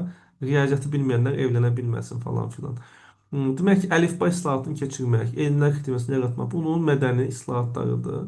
Və gəldik ki, xarici siyasətdə də deyirik ki, xaricdən gələn məhsullara yüksək gömrük tətbiq edir, yerli məhsullar. O zaman burada bunu iqtisadi siyasətdə deyə bilərik, proteksionist siyasət edib, deyilmi? Daxili bazarı qoruyub. Və deyir ki, Pyotr tapşırıq verib, test yazıb. Daxili bazarı qorumaq üçün nə edib? Demək ki, xaricdən gələn məhsula yüksək vergi qoyub, daxili vergi. Məsələn, bu kimlə oxşayacaqsa, Yelizaveta ilə ortaq cəhət ola bilər. Hansı Yelizaveta, demək ki, Tudorların son nümayəndəsi. Sual bu. Deyə bilər ki, islahatların ümumi nəticəsi nə oldu? Deyəcək ki, bir, Avropa ölkələrindən gerilik azaldı. İki, idarə etmə, yəni inzibati idarə etmə islahatı isə mütləq monarxiya, yəni çarın tam hakimiyyətini formalaşdırdı. Bana görə hansı islahatlardan danışdıq? Demək ki, qruplaşdırdıq. Hərbi islahat, rekrut falan, idarə etmə, senat, nə bilim, mədəni, məktəb, akademiya, nə bilim, ticarət dedik, nədir? Bunun xüsusi diqqət edək. Sonra gəldi ki, Yekaterina gəldi. Bu da 1762-1796-cı illərdə. Bu da demək ki, Pyotrun elədikləri şeyi davam elətdirir. Deyir, xarici siyasətinin əsas məqsəd işğalçılıqdır və hara getmək? Qara dənizə çıxmaq. E, Demək ki, bu deyir ki, Rusiyanın Polşa torpaqlarını ələ keçirməsi Rusiya ilə Osmanlı münasibətlərini pisləşdirmişdi. Bir də belə bir şey var. Deyir ki, e, bu Osmanlı ilə Rusiyanın arasını qızışdıran ölkələr adətən ya İngiltərə ya Fransa olur. Belə bir şey var. Ona görə Osmanlı dövləti İngiltərə və Fransanın təhriki ilə Rusiyaya nə edəcəklər? Müharibə elan edəcəklər. Çünki Rusiyanın bu bölgədə güclənməsini kim istəmirdi dedik? İngiltərə ilə Fransa heç vaxt istəməyir. Bax, bura görürsünüzmü? Bu dediyimiz Krım ərazisidir. Krım ərazisidir. Oldu. Bu da Türkiyədir. Və xüsusən məsələn burada Kiçik Qaynarca ərazisi görəcəksiniz ki, müqavilə. Bura Bessarabiyadır. Yəni Qara dənizə çıxmaq üçün lazım olan ərazilər bunlar. Bu sözlər çünki müqavilələrdə çox eşidirik. Yəni Bessarabiya haradır, Krım haradır, yəni Dnestr haradır, Dnepr çayı haradır. Bunlar nə demək lazım? Valaxiya. Bunlar testlərdə çox işlənir cümlələr kimi və yadda saxlamaqda belə cümlədən oxuyanda çətin olur təbii ki. Demək bizə nə lazımdır? Burada 1768-də müharibə başladı. Görək nə olur. Demək Rusiya uğurlu aparır müharibəni və niyə 1774-də sülh bağlandı? Belə bir sual var idi. Xəyal Əhmədində mi gördüm, orası gördüm. Demək ki, nə idi? Bir, Avropa dövlətləri Rusiyaya təzyiq eləməsi. İki, Rusiyanın daxilində olması, kənddə çıxışları. Və bu sülhə görə Rusiya nə edə? İlk dəfə hara çıxdı? Qara dənizə çıxa bildi. Və bu müqavilənin Osmanlı üçün digər bir ayıb tərəfi nə idi? Krım xanlığı müstəqil oldu. Yəni Krım xanlığı müstəqil olması Osmanlını zəiflətdi. Yəni Osmanlının ərazisi deyil artıq bura. Yəni Krım xanlığının ərazisidir. Bu da belə. Və burada Provaslav sözü var. Provaslav katolik söhbətinə aparılmışdı, kim bilir? 1054. 1054. Əla Provaslav. Bu da belə getməz. Bura bir incə izah, hətta burada bir şey qalmadı. Deyir ki 1684, 86, 1774 Reç Pospolita və Osmanlı müharibəsinin oxşar cəhətlərini müəyyən eləyin. Bayaq da dedik ki, hər ikisində demək ki, ərazi ələ keçirmək, Qara dənizə tərəf yaxınlaşmaq, ümumilikdə deyirik ki, əslində Biz bu şeylərdə nisbətən Rusiyanın məsələn bir də pravoslav söhbəti var idi. Hamısında kimlə bağlı şərt var? Pravoslav əhali üzərində Rusiyanın nəyi var idi?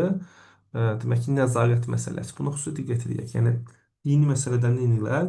İstifadə edir. Kiçik qaynarca deyir ki, təklənmiş oldu, Krım xanlığını təklənmiş oldu. Ondan sonra 1783-də bu işğal oldu. Bu çox düşür. Şimdi bir də Şərqi Gürcüstan da Rusiyanın himayəsinə keçdi Georgiyevlə. Krım xanlığının ələ keçirilməsindən sonra Yekaterina bilirdi ki, Osmanlı buraya necə hücum edəcək. Sonra qüvvələrini burada artırırdı və növbəti döyüş, hansı ki, buraya Dnestr və Burq çayı arasındakı ərazilərdə itiriləcək. Bax, bu ərazilərin itirilməsi ilə və Yassıda sülh imzalanacaq. Yəni 1787, 1791 buna nədir? 87, 1791 sülhü. Bu da belə getdi. Deyir ki, demək ki, Osmanlı demək ki, Osmanlı hücumuna qarşı Avstriya ilə nə edəcək? İttifaq bağlayacaq ki, Avstriya deyəcək ki, biz Osmanlı zəiflətmişik, Osmanlı burada güclənməsinə imkan verməyək. Və Avropa dövlətləri də yenə də bunu edəcəklər. Deyəcək ki, müharibə ilə biz sənə dəstək olacağıq falan filan. Amma bu dəfə Osmanlı daha pis udacaq və edəcək Krımın itirilməsini və Şərq Gürcüstanı edəcək tanımış olacaq. Sual düşə bilər ki, ikisinin ümumi cəhəti nədir? Rusiyanın qalib gəlməsi. İkisinin ortaq cəhəti nədir? Rusiyanın Qaradənizdə ərazilər keçir, sahillərində ərazilər keçirməsi. İkisinin ortaq cəhəti nədir? Artıq deyə bilərik ki, e, Osmanlı Qaradənizdə kimin olmasını qəbullanmış oldu? Rusiyanın. Bu da belə getdi. Bundan sonraki elə çətin bir şey yoxdur. Sonra deyir ki, Yassı müqaviləsi Osmanlı dövləti üçün çox ayıb idi. Həm də demək ki, Azərbaycan arasında güclənmələrinə təsir edəcək. Yeni xammal mənbələri, dənizə çıxmaq falan kimi önəmli hadisələr. Daha sonra bu 1795-də Gürcüstana kim eləyəcək demişdik? Oraları qarət edəcəkdi. Demək ki, Ağa Məhəmməd Xan Qacar. Bunu bəhanə edib kim Azərbaycana daxil olacaq? Demək ki, e, Zubovun başçılığında oldu. Daha sonra Yekaterina öləndən sonra birinci Pavel gələcək. Pavel də qoşunları necək buradan çəkib geri çıxardacaq. Bu da belə. Bir mövzu budur. Digər bir mövzu isə nədir? Demək ki, Osmanlı mövzusudur. Osmanlı yerlərinə baxaq. Osmanlı görək neçədə idi. Hə, Məncə belə deyək də, niyə biraz qarışıqdır? Xüsusən Yekaterina və Pyotr. Məsələn, keçən imtahanda demək ki, 2025-də Rusiya ilə bağlı məsəl üçün niyə biz bunu düşünürük? Məsələn, Yekaterina Azərbaycan xanlarından kimlə əlaqə saxlamışdı? Kim xatırlayır? Kendisiydi. Bir de Kuba. Qarabağdan Lənkəranda müqavilə imzalayıb. Bir də Quba xanına kimə kömək göndərmişdi? Kimə kömək göndərmişdi? Ya İbrahim Döyüşü. Ee, Bəli, demişdik Qubalı Fətəli xanlar. Sonra demişdik ki, Rusiya ilə ümumiyyətlə e, Nadirin dövründə əlaqə saxlanılıb. Yəni belə şeylər olub. Bu nə deyək, Rusiyanı gördük. Bu Ayğun müqaviləsini xatırlayırıqmı? Ayğun. Amur çayı ilə bağlı. Çinlə olur. Bəli, İstiqbal Çin olur. olmuş. Bəli, Çin olmuş. Bunlar sadəcə açıldı. Bura baxırıq. Demək, Osmanlının dövrünü biz demişdik ki, analitikdə yaxşı verilib. Yaranma dövrü, inkişaf dövrü, sonra nə dövr var idi uşaqlar? Ne demiştik ki, Durğunluq. durğunluq dövrü və geriləmə və dağılma dövrü. Durğunluq dövrü sözünə baxaq. Köprülü Mehmet islahatlar dövrü, təbii Lalələr mahnısı, Yunan layihəsi, Yassı və 3-cü Sərbi islahatlar deyə belə bir başlıqlar var. Deyir ki, bunun qayı boyu əsasını qoymuşdu. 1453-cü ildə Bizansa son qoyandan sonra artıq bu demək ki, 3 qitədə olan bir dövlətə çevriləcək. Nə vaxt çevriləcək? 16-cı əsr. Demək ki, burada 2 qitədə olacaq. Okey, 1453-dən sonra. Amma 1517-dən sonra nə olacaq uşaqlar? Artıq 3 qitədə olacaq. Oldu. Amma artıq deyirik ki, yavaş-yavaş şimdi biz durğunluq dövrünə keçəcəyik. Baxın nə qəşəng verir. Durğunluğun səbəbləri. Demək ki, daxili səbəb. Mərkəzi hakimiyyət nüfuzdan düşdü. İqtisadiyyat zəiflədi. Xüsusən böyük coğrafi kəşflər falan. Ordu quruculuğu nöqsan artdı. Təhlükəsizliyi təmin etmək üçün kəndlilər yerlər, şəhərlərə gəlirlər. Elm və tənəzzül, beşik alimliyi söhbətləri. Xarici siyasət, sərhədlərini bu artıq genişləndirə bilmirik. Sərhəd genişlənməyincə xidmət edən adamlara torpaq verə bilmirik. Xidmət edən adamlarla torpağı ala bilmirik. Çünki növbəti xidmət edəcək insanlar deyirlər ki, biz xidmət edəcəyik. Ölməsək torpaq əlimizdən alacaqlar. Yəni Osmanlı ərazi ələ keçirdiyi müddətdə hər şey əla idi. Çünki hər dəfə yeni ərazi ələ keçirilirdi, müharibə aparılırdı, ölən ölürdü, qalan qalırdı və sıxıntı yoxdur. Amma sərhədlər dayandısa, artıq Bu nəyə səbəb olacaq? Yeniçəri bir zaman Osmanlıya xidmət edən Yeniçəri sonra Osmanlı başına bəla olacaq. Sonra ətrafında dövlətlər, güclü dövlətlər, hətta ona qarşı müttəfiq dövlətlər, böyük coğrafi kəşflər, ticarət yolları dəyişir, xəzinəyə pul da gəlməməyə başladı. Və Avropada inkişaf, burada geridə qalma. Bunlar demək ki, Avropa mərkəzi hakimiyyəti gücləndirir. Nə bilim, parlamentlər, baş ştatlar, nə bilim, idarəetmə formaları. Bunlar isə feodal qaydalarını qorumaqla geridə qalırlar. Gedək görək nə var. Deyir ki, Osmanlının əraziləri geniş idi, nə bilim, Səfəvilər qalib gəlmişdi 16-cı yüzün sonu 1590-lar falan deyir. Nə bilim, bunlar kanal falan çəkmək üçün plan hazırlayır, amma bunların heç birisini deyə bilməyəcək. Osmanlı dövrü üçün demək ki, yeni dövrün başlanğıcı durğunluqla başlayacaq, yəni 16-cı əsrlər. Və deyirik ki, sonu isə demək ki, nə ilə qurtaracaq? Elə geriləməklə qurtaracaq. Bu da yəni uzun-uzun cümlələr. Bunlardan bizdən Qəfəs üsuludur. Birinci Əhmədin dövründə demək qardaşların öldürülməsi, hər şey yəni sultanın qardaşlarının öldürülməsi qaydası ləğv olundu. Onlar atdılar həbsxanaya, orada saxlayırdılar. Kim ki hakimiyyətə gələcəksə, əvvəl necə hərə gedirdi bir yeri idarə edirdi, oldu mu? Və professionallaşırdı. Hansı güclüdürsə o hakimiyyətə gəlirdi. Amma o hakimiyyətə gələn arada da bunlar arasında döyüş olurdu. Bu bəzən mərkəzi hakimiyyəti və çox vaxt zəiflədirdi. İndi qayda necədir? Uşaq vaxtından kim ki hakimiyyətə gələcəksə, onu qəfəsdə saxlayırlar, böyüdürlər falan filan. Bu zamanda nə olur? Taxt işlərinə, idarə etmə işlərinə validə sultanlar, kimlər? Analar qarışmağa başlayır. Ondan sonra bir də baş vəzir, sədrəzəmlərin burada rolu artmağa başlayır. Yəni dəbdəbəli həyat o yan bu yan bu ölkənin iqtisadiyyatına pis təsir edir. Hər dəfə hökmdar dəyişəndə hədiyyə verir. Hər dəfə hökmdar dəyişəndə hədiyyə verirsə, o zaman xidmət edənlər istəyir ki, hökmdarlar tez-tez dəyişsin ki, hədiyyələrin sayı nə olsun? Çoxalsın. Hamı da daha çox hədiyyə verməyə çalışır, gözdən daha yaxşı xidmət edilsin. Bu da işin bir mənfi tərəfi. Daha sonra bir başqa bir anlayış var. Böyük coğrafi kəşflər, ticarət yollarını dəyişdi, xəzinəyə pul azaldı. O zaman Osmanlı pulları da dəyərdən düşdü və beləliklə nə oldu? Ölkədə bu durğunluğa e, səbəb oldu. Misal üçün, nə edirlər? Tutaq ki, əsgərlikdə olmayanlar bilərəkdən gəlirlər qapı qulu ocaqlarına yazılırlar, yəni biz dövləti qoruyacağıq mənasında. Və qapı qulların dövləti qoruyacaq adamlara verilən imtiyazlardan istifadə edirdilər. Bu nə deməkdir? Əvvəl belə idi ki, hansı bir qapı qulu dövlətin qapısında duran, döyüşə hazır olan, sizin desən kitabda qapı pulu mu yazılır? Bir dənə baxarsınız. Bunu qapı qulu eləyin. Demək ki, ocaq dövlət üçündür falan filan belə bir şey məsələsi var idi. Deyir ki, bunlar nə edirdilər? Amma dövlət bizim üçündür dedilər. Yəni aydındır bu şəkildə. Və bu da ölkənin zəifləməsinə gətirib çıxarır. Digər bir məsələ nədir? Şəhərə də kəndlərin axını olurdu. Yəni beşik alimliyi bunu izah elədik. Alimin oğlu alimdir, təbii ki, də olmurdu.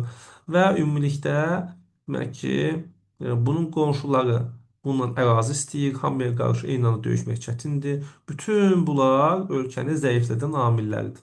Bunlar pis şeylərdir. Bütün pis şeyləri danışdıq. Bu Osmanlı əsgərləridir, nə bilim, atlı dəstəsi, topçusu, tüfəngçisi səhifədə olsun deyə buralara yerləşdirilib.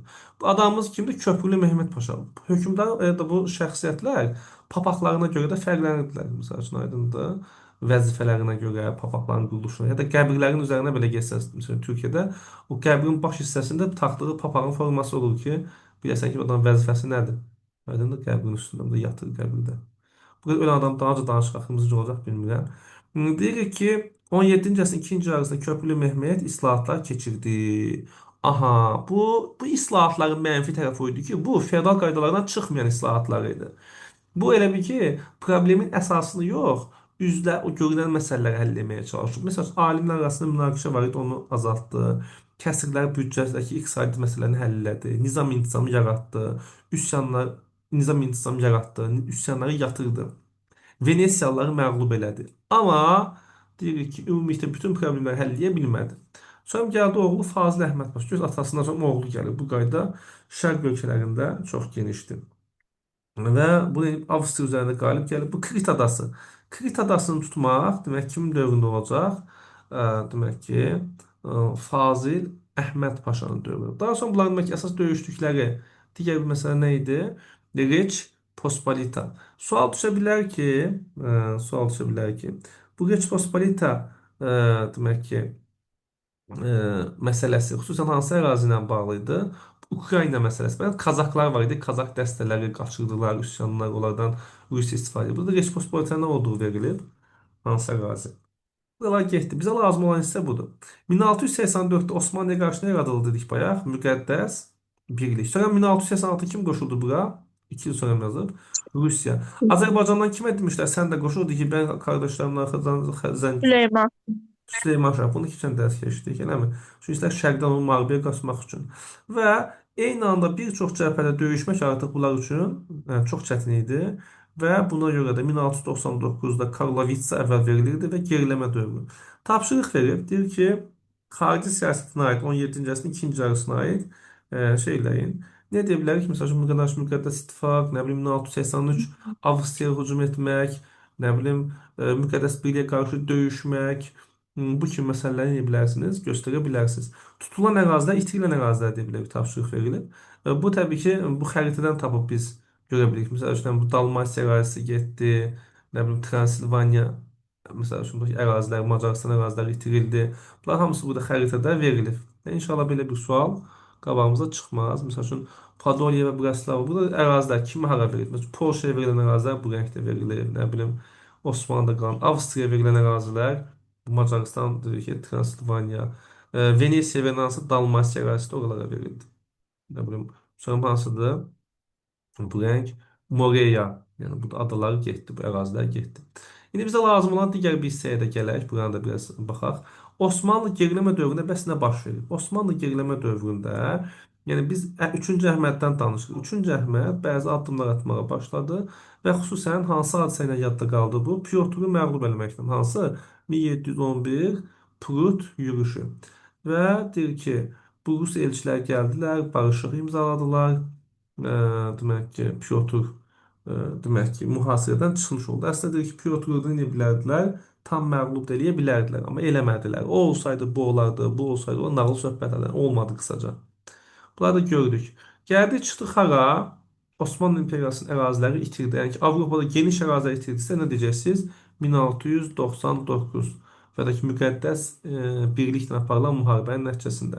3-cü Əhməd dedi ki, e, biz yəni bunun əvəzinə çıxmalıyıq da, bunlara qarşı müharibəyə başlamalıyıq. Amma deyir ki, Rusiyanı məğlub elədisə də 1711-də, amma bunlara qarşı müharibədə məğlub olub. Və əlavətən ərazilər itirir. Yəni nə eləsələr üzlərinə, gözlərində bulaşırdı.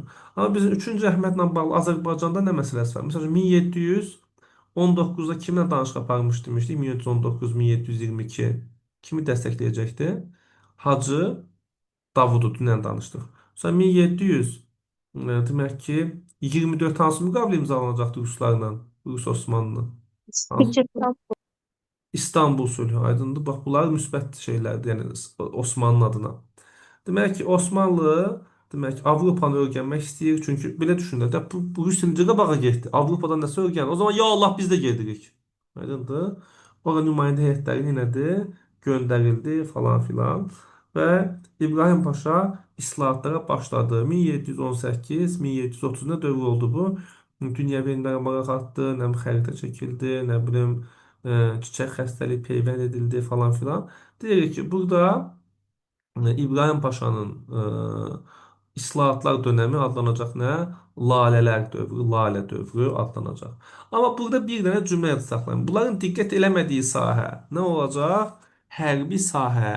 Bunlar qabağa getmək istəyirlər, amma hərbiyə diqqət eləmirlər. Yəni iqtisadiyyatı, xəzinəni bu şəkildə edirlər, doldurmadılar. Əraziləri geri qaytarmayaq, onsuz ki itirmişik. Gəlin eləyək, xəzinəmizi dolduraq. Yeniçəri birlikləri ləğv edildi. Əlində silah olan adamı sən ləğv eləsən nə eləyər? O da üsyan eləyər və ləğvələnməyəcək təhlükəsi olan o birisilər də. Deyir ki, xüsusən bunlar əyləncə falan eləməklə günahlandırıldı. Əhali arasında belə bir fikir var idi. Ən pis hadisədə Səfəvilər üzərinə hücumda deyir, Səhər Sultan ordunun başında axşam qayıqda geriyə qayıtdı. İndi bunu bəziləri 3-cü Əhməd yaxşı bir adam olub deyənlər də var. 3-cü Əhməd bilirdi ki, ordu ilə gedən vaxt Yeniçərilər yolda buna qarşı nə düşünürdülər? Sui-qəsd. Yəni, Patron Xəlil deyə bir adam var. Patron Xəlil adı belədir. Yeniçəri. Patron Xəlili kim ələ almışdı? İkinci Təhmasib ələ almışdı. Patron Xəlil əslində nə etməli idi? Demək ki, ikinci Təhmasiblə üz-üzə dayananda Osmanlı sultanına sui-qəsd eləməli idi və Osmanlı sultanı necə olmalı? Döyüşdə ölməli idi. Bu xəbər kimə çatmış uşaqlar? 3-cü Əhmədə. 3-cü Əhməd əslində ona görə geri qayıtmışdı. Amma əhalinin yenə də ona qarşı üsyan elədi. Yəni belə mənbələr var. Bizə də oralar lazım deyil. Sadəcə belə bir şey bilsəz yaxşılar. Gəldik bura. 3-cü Əhmədin qardaşı oğlu 1-ci Mahmud istehsalı o hakimiyyətə gətirildi. 1-ci Mahmud o qiyamçıları hakimiyyətdən daha sonra gələn kimi cəzalandırdı falan filan. Bizə nə sual düşə bilər buradan? Deyə bilər ki, Qumbaraç ocağı kimin dövründə olub? Bir sual bu. İkincisi deyə bilər ki, Nadir Sülh kim imzalayıb? Yəni Mahmud. Birinci Mahmud. İkincisi, bu nəyə diqqət edib? Ordu qurucuna xüsusi diqqət edib. Üç dənə önəmli məsələ oldu. Demək ki, bir də uğurlu hadisəsi nə olub? Bu qumbaradan falan istifadə edib Avstriyadan, Balkanların bir hissəsini geri ala bilib. Yəni birinci Mahmud dünya hərb tarixinə qumbara gətirib. Oldu, yəni belə bir şey. Qumbaranı da eləyən adam kim o? Xumi Pare kim idi bu? Demək ki, bir Fransız nə eləmişdi bu? E, Düzəltmişdi. İslamı qəbul eləmişdi. Bonneval. Fransız Bonneval. Bunu belə gördük. Bu bizim həmənki fransızımız. Qumbarac Əhməd Paşamız. Bu da Avropa ölkələri. Bu Avropa ölkələri yenə əlaqə saxlamağa davam edib. Kitabxana, nə bilim, o yan bu yan, nə bilim, kağız istehsalı. Bu da nədir? Bu da bu necə atış olmalıdır, necə patlamalıdır bunu hesablayıb ölçüb biçiblər, görürsünüz, maraqlıdır. Bu da belə getdi. 1774 gəldik bura. Demişdik, Azov qalası kimin dövründə alınmışdı? Pyotr. Pyotr, daha sonra 1711'de nə deməli olmuşdu Pyotr buranı? Geri qaytarmaq. Tərənnüm. 1774-dəki sülhlə iki ərazi, bir Yedisu və Yedisan degedir və hara Azov ələ keçirildi. Bəs bu Krım oldu, nə oldu Krımdakı ərazi uşaqlar? Krım isə müstəqil olacaq. Daha sonra uzun bir buranı necəklər alacaqlar, okey.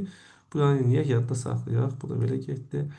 Geriləmənin qarşısı qısa müddətdə alınmış olsa da deyir ki, ölkənin böhranları gücləndi, xüsusən Rusiya ilə müharibə bunu biabır elədi. Gəldik əsas yerə, şərq məsələsi. Şərq məsələsi nə idi? Osmanlı torpaqlarını bölmək. Amma bu şərq məsələsinin sırf Rusiyanın xeyrinə olmasını hansı ölkələr istəmirdi? Avropa ölkələri istəmirdi. Belə bir layihə də hazırlanmış içində Yunan layihəsi. Yunan layihəsini Avstriya ilə razılaşmışdı Rusiya ki, mən Konstantinopol adlı bir yer tuturam. Orada bir Bizans paytaxt olur. Avstriyanı, nə bilim nə, biz Balkan ərazisini səndən bölürük. Amma buna kim razı olmayacaq uşaqlar? Buna da deyirik ki, kim razı olmayacaq? İngiltərə ilə Fransa. Bizə tapşırıq gəlir. Belə şeylər sual ola bilir. Deyir ki, baxın burada tapşırıq. Burada məsələ təhlil etmək, sən təhlil etməlisən də gök məktəbdə dərs keçilərkən. Nə layihəsi? Yunan layihəsi. Bu kimdir? Demək ki, e, Potyomkin hazırlamışdı Yekaterina üçün belə bir layihə. Demək ki, Osmanlı torpaqlarını əlindən almaq, xristianları müsəlmanların zülmündən qorumaq və demək ki, burada İngiltərə, Fransanın nüfuzuna zərbə vurmaq. Bu Yunan layihəsinin mahiyyəti budur. Bu layihə biraz böyüdək. Həyata keçməyəcək çünki Avropa ölkələri bunu həyata keçməsini istəmədi. 1783-də Krım işğal edildi. Krım türklərinə zülm edildi. Onlar qaçdılar, gəldilər və həmin iki səhnə gəlirlər. Digər sıra növbəti bir müharibə və müharibədə demək ki, Osmanlı ilə uşaqlar məğlub oldu. Hansı sülh Yas-Palat qayası qurduq və bundan sonra demək ki, e, bu ərazilər əlimizdən getdi. Şərq məsələsi niyə deyirik ki, tam həll olmadı? Çünki İngiltərə ilə Fransa arasında rəqabət var idi. İngiltərə ilə Fransa kimin ələ keçirməsini, kimin burada güclənməsini istəmirdilər? Demək ki, Rusiyanın güclənməsini istəmirdilər. Həm də Avstriya ilə Rusiya əvvəl razılaşsalar da bir-birinə yenə bilmədilər, yola gedə bilmədilər. Və bu son adamda kim idi? 3-cü Səlim, 3-cü Səlim dedi ki, deməli, taxta 1789-da çıxmışdı. İslahatlar keçirmişdi. Nə bilim, bu da Avropa ölkələrinə demək ki, tacirlərlə müəyyən güzəştlər vermişdi. Amma bunun islahatlarını zoracaq uşaqlar yarımçıq qalacaq. Yəni keçik növbəti bir testə keçəcək. Bir də bax burada nə var? Demək ki, hə, bunu bir dənə yadda saxlayaq. Bunu bu artıq 18-ci əsrdən 19-a keçdi. Bunun islahatlarında bu var. Məsələn, yeniçərilərə əlavə maaş verilməsin, yeni xidmət eləməyən yeniçərilərin torpaqları alınsın. Aha, bu da nədir? Xidmət eləyənlər belə düşündülər. Ya biz ölməliyik, ölməyəndə də xidmət eləməsək torpaq əlimizdən alacaq. O zaman biz boş yerə xidmət edirik deyə necə narazılıqlara səbəb olacaq. Və demək ki, ə, orduda falan filan nə bilim tez-tez təlimlər keçirilirdi. Bu yeniçərilərdən narahat idilər, bundan bezmişdilər. Bu kimdir? Napoleonu məğlub edən bir qoca kim idi o? Demişdi ki, Əhməd Paşa. Sizin kitabda demiş ki, o səhv yazılmışdı Osmanlı mövzusunda. Yazılmışdı. Napoleonu Əhmədə yazır. Əgər 2024-25 izah edirsə. baxırsınızsa, Napoleonu imperator kimi verib, amma Napoleon həmənki dövrdə nə deyil? İmperator deyil. Yəni Napoleon həmən direktoriya dövrüdür, oranı eləmişdi, hücum eləmişdi. Ona kim məğlub edəcək? Əhməd Paşa. Kitabdan tapıb düzəldə bilərsiniz. Daha sonra deyirik ki, əhali minəcək. Demək ki, narazı olacaq, xüsusən Yeniçərilər, mühafizəkar din xadimləri, bunlar da bu üsyanın rəhbərliyi edəcəklər və beləliklə bu da qətiyyətsizlik göstərəcək, hakimiyyətdən uzaqlaşdıracaq. Bu bizim mövzumuz. Demək ki, biz nə etdik? Yəni dünənlə bu gün iki dənə mövzuya baxdıq. Bu iki mövzu demək ki, biz əslində 19-cu əsrdə izah eləmişik. Yəni bundan sonra bizim ümumi tarixlə bağlı qalıb nə məsələlərimiz? Birinci Dünya müharibəsi, ondan sonraki dövr, İkinci Dünya müharibəsi, ondan sonraki dövr. Bunları da ayrıca izah edəcəyik. Yəni bu mövzularda heç bir şey çalışacaq ki, qalmasın və hamısını öyrənmiş olaq. Ə, Çətinmi, asanmı məsələsinə gələndə, mən ümumiyyətlə statistika göstərir ki, uşaqlar xüsusən demək ki, ə, birinci cəhddə adətən demək ki, 19-cu əsrdən sonrakı mövzularda çətinlik çəkirlər adətən. İkinci cəhdə kim gedəcəksə, onlar da nə edirlər? Bu bayaq dediyim 16-17-ci əsr suallarında daha çox çətinlik çəkirlər. Çünki niyə indi oxuyub buraya gəlib çatırlar? Haralar oxumurlar? Yəni bu 20-30-cu il ta ki nəyini, beynəlxalq münasibətləri, soyuq müharibə ondan sonraki dövrü oldu. O zaman situasiya sualı buralardan gələndə uşaqlar çətinlik çəkir. Statistika bunu göstərir. Yəni soyuq müharibə sonrasından. İkinci cəhdə isə uşaqlar yerbəra çatırlar. O zaman hardan sual gələndə çətinlik çəkirlər? 19-cu əsrdən, nə bilim, 18-ci əsrdən belə yerlərdən sual gələndə ümumiyyətlə uşaqlar çətinlik çəkirlər. Biz çətinlik çəkməmək üçün buradayıq və hal-hazırda çətinlik çəkirik ki, imtahandan olmasın, çətin olmasın. Belə bir söz var, deyir ki, imtahandan öncə nə qədər yaxşı hazırlaşsan, imtahan sənə o qədər asan olacaq. Getdik. Demək ki, 20-ci əsrin başlanğıcı Şimali Azərbaycan neft sənayesi üçün xarakteristikdir ki, bu mənfi cəhətlərdə biz bunu düzəltmək üçün bazı aparırıq, amma elə düzəldə bilməmişik. Yenə də məsələ, ikinci qrupla üçüncü qrupa eyni sualların salınması ədalətli deyil deyə mənim belə bir fikrim var. Çünki ikinci qrupda 100 bal verirsən, eyni sual soruşursan, üçüncü qrupa eyni bal verirsən, eyni sual soruşursan, yenə 100 bal verirsən. Bu doğru deyil. Bayaq baxdığımız sual idi. Azərbaycanın neft sənayesinin inkişafı üçün xarakteristik nə oldu dedik? Neft sənayesinə nə gücləndi? Təmərküzləşmə gücləndi. Hülakülər dövlətinin mövcud olduğu dövrə aiddir. Nə olur burada deyirik? Bayaq demişdik. İşte kim idi? Orxan Qazi idi mi? Orxan Qazi ilə bir dənə başlatdıq, elə mi? Zaten bu dedik 1071 idi, dönüş nöqtəsi idi. Həm də Azinqur 1415 idi. Bu da belə getdi. Bunlar biraz sürətli keçəcək, başqa bir şey izah eləmək istəyirəm buna görə. Orada deyir ki, o birinci əsrin birinci yarısı, bu qəşəng sualdır. Birinci əsrin birinci yarısı Roma tarixi üçün xüsusiyyəti seçin, eləmi? Roma tarixi üçün xüsusiyyəti seçin. Demək ki, konsul söhbəti, diqqətli olaq. Konsul söhbəti demək ki, başlayıb 509-dan, eradan əvvəl 509-dan konsul seçilib. Ta neçəyə qədər? Eradan əvvəl 27-yə qədər konsullar var. İmperiya adlanmağa başlaması birinci yarısı deyil, axı birinci yarısı eradan əvvəl 100-dən, eləmi? Eradan əvvəl 50-yə qədər birinci yarısıdır. Burada ikinci yarısından oldu. Bu birinci yarı, bu ikinci yarısı. 100-dən yazaq 1 oldu. Eradan əvvəl 1, eradan əvvəl 100. İmperiya neçədən sonra adlanıb dedik? Eradan əvvəl 27-dən sonra. Bu nə oldu? Bu getdi. Albaniya dövləti ilə Süryani Respublika dövründə aid 66-da falan. Vətəndaş müharibəsinin başa çatması bu neçədir? Eradan əvvəl neçədir? 30-dur. O da olmaz. Tiberi Qraq Xalq Tribunu seçilməsi bu neçənci əsrdir? Tiberi və Qay. Tiberi eradan əvvəl 133. Senatın maliyyə işləri bu düzdür. Yəni cavab olur 1, 3, 6. Yəni belə suallar gələ bilər 6 variantda. Türkiyə Respublikası 60 və 80-ci illər tarixində oxşar cəhət qəşəng sualdır. Yəni nisbətən çətin sual hesab olunur uşaqların tapa bilməsi üçün. Yəni deyirik ki, nə olur burada? Diqqətlə baxaq. Deməli, həm 60-cı illərdə, həm 80-ci illərdə çevriliş, bu Kənan Evren çevrilişi. ATƏM-in fəaliyyəti, ATƏM ümumiyyətlə 1975-də yaranıb, yəni 60-a görə uyğun gəlmir. Turgut Özal nə vaxt prezident seçilib? 80-larda seçilib, ona uyğun gəlmir. Torpaq haqqında qanun bunlarda 40-cı illərdə verilmişdir. Hərbi çevriliş düzgün cavabdır. Truman doktrinası neçənci ildə idi uşaqlar? Başlamaq, deyirik ki, 1947 idimi? Bu da belə, bu qəşəng sualdır. Qəşəng sualdır, cavabı hərbi çevriliş. Birinci, ikinci Qarabağ müharibəsi arasındakı dövrdə baş verməyib dedik. Bayaq bunu tapdıq. Nə oldu bu? Dedik, Xudafərin körpüsü idimi? Xudafər çünki nəyin gedişində oldu dedik bayaq bu? Müharibənin gedişində oldu. İndi misal üçün belə deyək, e, nə birinci, nə də ikinci Qarabağ müharibədən sonraki, ikinci Qarabağ müharibəsindən sonraki hadisələrini deyə bilərik. Misal üçün nə idi? Qisas əməliyyatı var, belə bir şey. Nə vaxt olmuşdu? Hmm. Sonra deyə bilər ki, anti, neydi onun adı? Terror. Anti-terror. Mesela üçün 24, 2000, 2023, 2022 bu sözləri niyə yadda saxlayaq? Yəni, Rusların Azərbaycan sülh məramlarını tərk eləməsi 2024 bu şəkildə. Birinci göyüt, ikinci göyüt. Bunu bayaq danışmışıq, ona görə sürətli keçəcəm.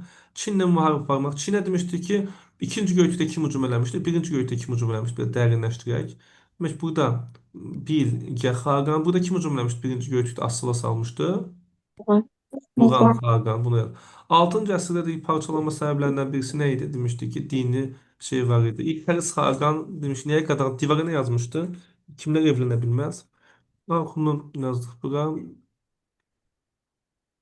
Hə? Kimlər evlənmək olmaz idi? Çin qadınları ilə. Bəli, ancaq türk qadını evlənmək qaldı. İşte bu. Ahunlar uzun Həsənin fəaliyyətinə aid deyil. Bu da demişdik nə idi? Yeni sülhün əsasını qoymaq, çünki dövlət yaradır falan filan o yan bir yan. Məsələn, 2024-də sual Uzun Həsəndən düşdü. 2025-də sual Cahanşahdan düşdü. 2026-da sual kimdən düşsün? Ya Gödək Əhməddən düşsə yaxşı olar, rahat yazarıq. Həm Sultan Yaqubla Gödək Əhmədi müqayisə eləsin, düşsün, yazarıq. Və yaxud da ki, Qara Yusif də çoxdan gözləyir bizi, o da düşsə, neyniyərək yazarıq. Aha. Müəllim, bu iki situasiya ikinci Qarabağdan düşə bilər. İkinci Qarabağdan situasiya üçün modeldə əslində işləndə axı şey, inanmıram çox, yəni eyni şey təzə salarlar deyə. Çünki model sualda Tovuz döyüşləri düşdü. Mən bilmirəm. Düşsə mən camı yazar axı. Çox adam yazar yəni. Elə bir ki, situasiya sualını elə istəyirlər ki, 10%-dən çox yaza bilməsin. Aslında. Yəni hamı yaza bilməyəcəyi yeri salmaq istəyirlər adətən. Ee, Bilmirəm, düşə bilər yəni. Fikirləşək biz normalda demişdik ki, artıq son 20 günə girdik. Artıq necə açacaq mövzuları bitirib. Ancaq proqramdan buradan sual gəlsə hansı situasiya suallar, ona mən yazdıracağam sizə. Bu mövzular bitəndən sonra ona keçəcəyik artıq. Demək ki, önümüzdəki həftə axşam izah edəcəyik nəyi? Bir dənə biz Azərbaycan qalıb 18-ci əsr, səhv eləmirəmsə. 18-ci əsr xanlıqlar dövrü ora baxacağıq. Ondan sonraki dərslərdə artıq sırf nəyə baxacağıq? E, Situasiya hardan gələ bilər? Bir də sona doğru biraz dərsləri çoxaltmaq istəyirik ki, nesil uşaqlarla öyrənək əməkçiləri. Gəldik ara, o 18-ci əsrin sonlarında əmirlik yaratmışdılar, eləmi? Və Şirvanşahlar dövləti bu dövlətdən fərqli olaraq bayaq bunu dedik ki, nə idi bu? Deməli, Slavyanlara qarşı mübarizə və nə? Bu Dərbənd səddini bərpa etmək. Bunları keçdik. Ə, Bu bayaq dediyimiz məsələdir. Atropatena Roma. Məsələn, buradan sual gəlsə nə gələcək? Atropatena Albaniya məsələsində. Deyə bilər ki, misal üçün Fraspada qalib gəlmək. Sonra deyə bilər ki, ta ki Roma imperiyası ilə münasibətlərimiz, Roma imperatorunun köməyi ilə hakimiyyətə gələn Atropatena keçən dəfə danışmışdıq ondan, Atropatena hökmdarı. Sonra deyə bilər ki, Albaniya Roma münasibətlərinin səbəbi, çünki Parfiyaya qarşı və yaxud da ki, Artabas xarici siyasətini niyə dəyişdirdi? Çünki kimin təhlükəsi var idi? Parfiyanın təhlükəsi.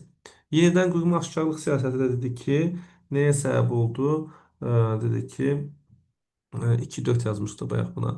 Demək milli oyanış və imperiyada müstəqillik meyllərinin artdığı sürətli keçək. E, Dehli Sultanlığını bayaq danışdıq. Dedi ki, nə idi? Əlaəddin Xələc əsasını qoymayıb. Gəldik bura.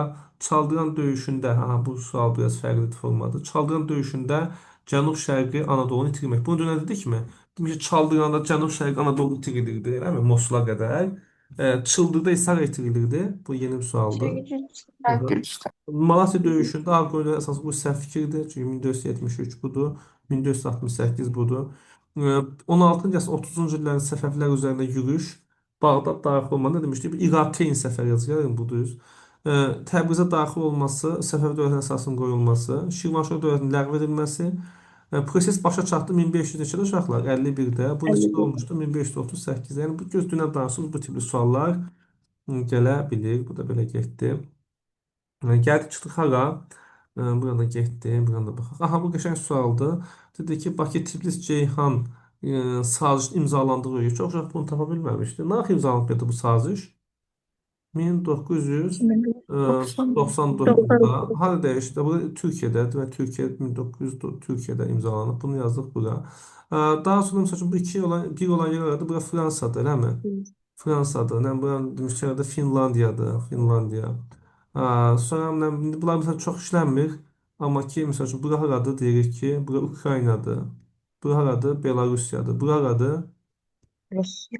Rusya'dır. Bura haradır Almanya'dır, değil mi? Sonra mesela üçün bura haraydı? İspanya'ydı. 5 aradı, 5'i kim bilir?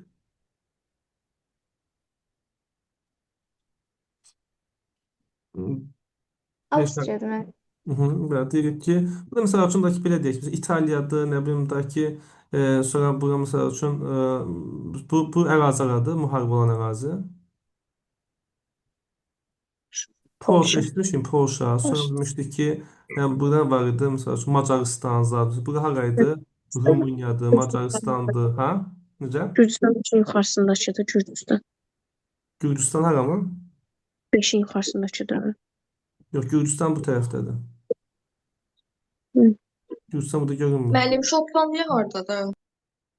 Şotlandiya deyir ki, bu Böyük Britaniyadır, elə mi? Bura Şotlandiyadır, bura İrlandiyadır.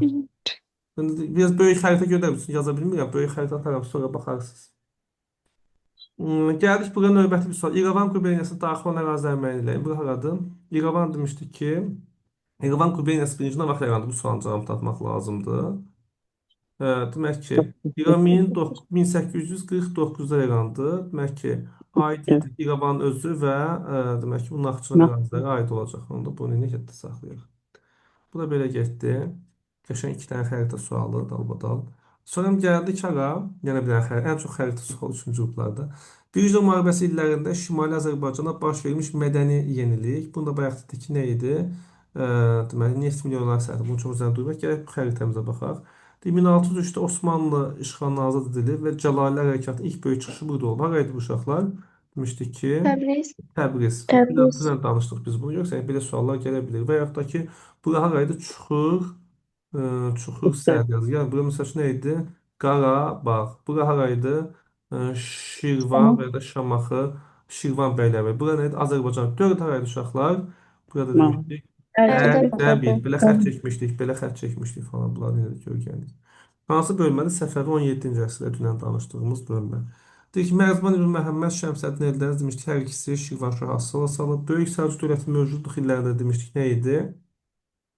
1121, Bitcoin. Var idi. 1122 nə idi uşaqlar? Bu da Biz Müslüman əməliyyətlər. Musa Əmrli, əla. Gəldik bura, bayaq baxdığımız deməli, bura demişdik ki, Eneolit idi, eləmi? Bu da erkən Tuncuydu. Fərqli cəhətdə nə olmuşdu? Yalnız Yanlışdır. erkən Tuncayda olan tayfaların meydana gəlməsi.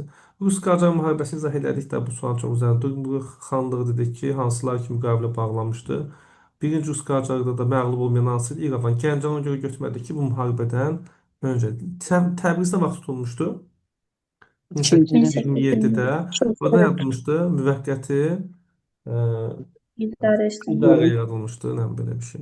Gəldik AXC-nə dövrü, Bakı dövrü. Yəni eyni suallar çalıblar. Burada demişik nə idi? E, Sosial iqtisadi tədbir, milliləşdirilmiş ərazilərin geri qaytarılması. Bu da eyni sualdır. Adı nədir? Adı uşaqlar Bərdəni soruşur. Baxın görün iki dənə xəritə sualı var. Bir, bu neçədir? İki, 3, 4, eləmi? 4 dənə xəritə sualımız var. 4 dənə xəritə sualı yazmışıq. Yəni adətən 4 dənə. Bu il ola bilər ki, hətta 5 olsun, amma yəni 4-dən çox olmaz.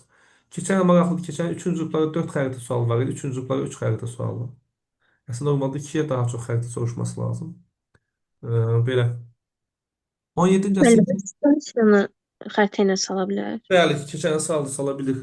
Demək ki, necə eləyir? Xəritədə deyir ki, məsəl üçün biliyoruz, birinci, məsələn, keçən ikinci qrupların xəritə sualı idi. Demişdik ki, Qubalı Fətəli hara getdi? Ərdəbili tutdu.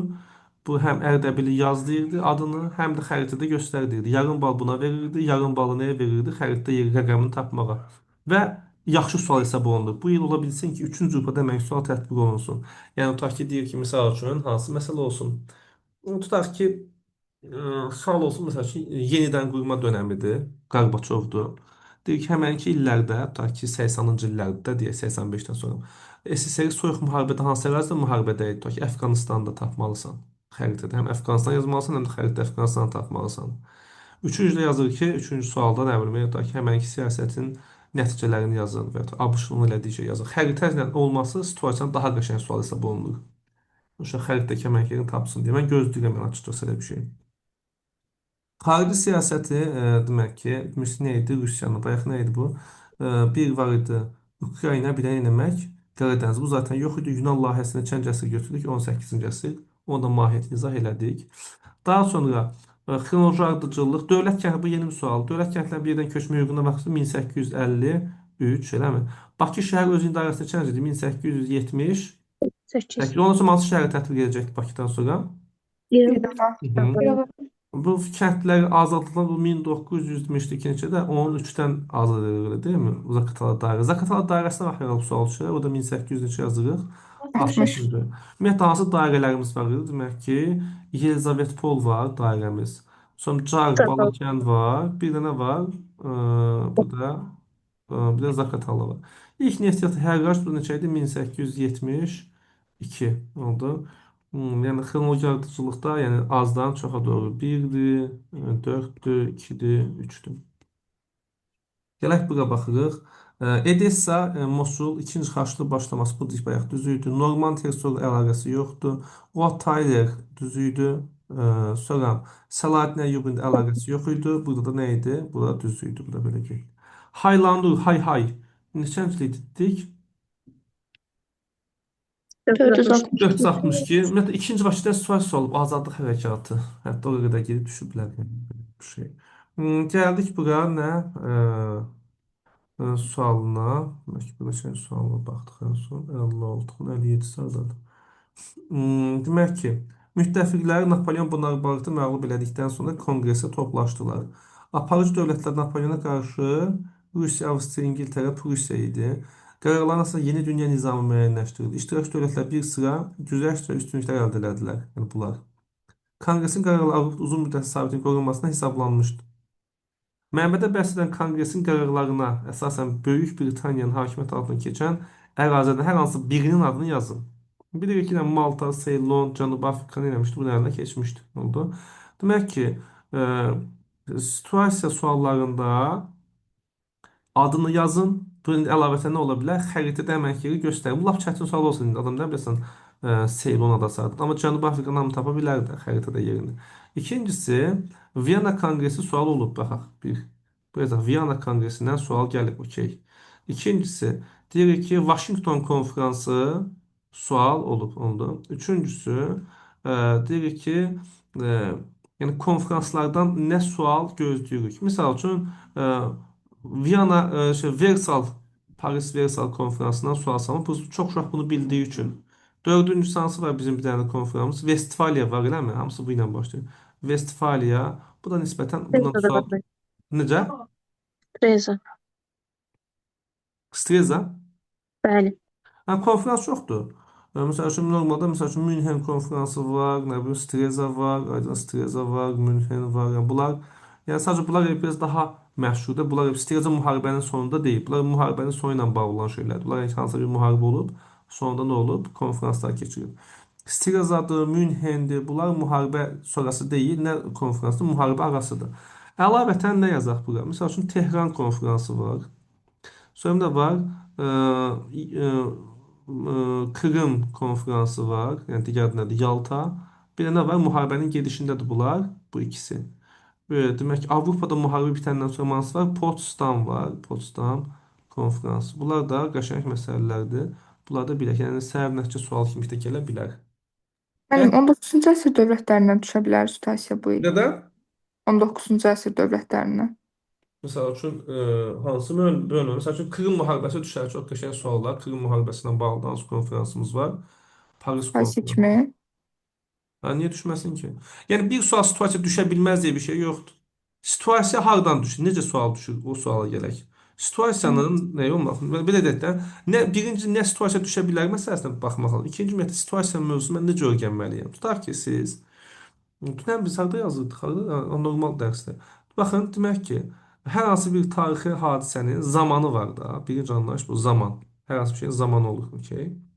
İkinci, tarixi prosesin əgər səbəbləri varsa, və onun gedişatı varsa, anladın mı? Bax, gedişatı varsa və gedişatla yanaşı onun hər hansı bir nəticəsi varsa, bu nə olur? Qəşəng situasiya sualı olur. Baxaq, misal üçün, biraz belə qalxın. Məsəl üçün, burada nəticələr. Tutaq ki, hər hansı hadisə yazaq. Tutaq ki, sən zaman 1853-1856. Sonra bu zamanı var bunun.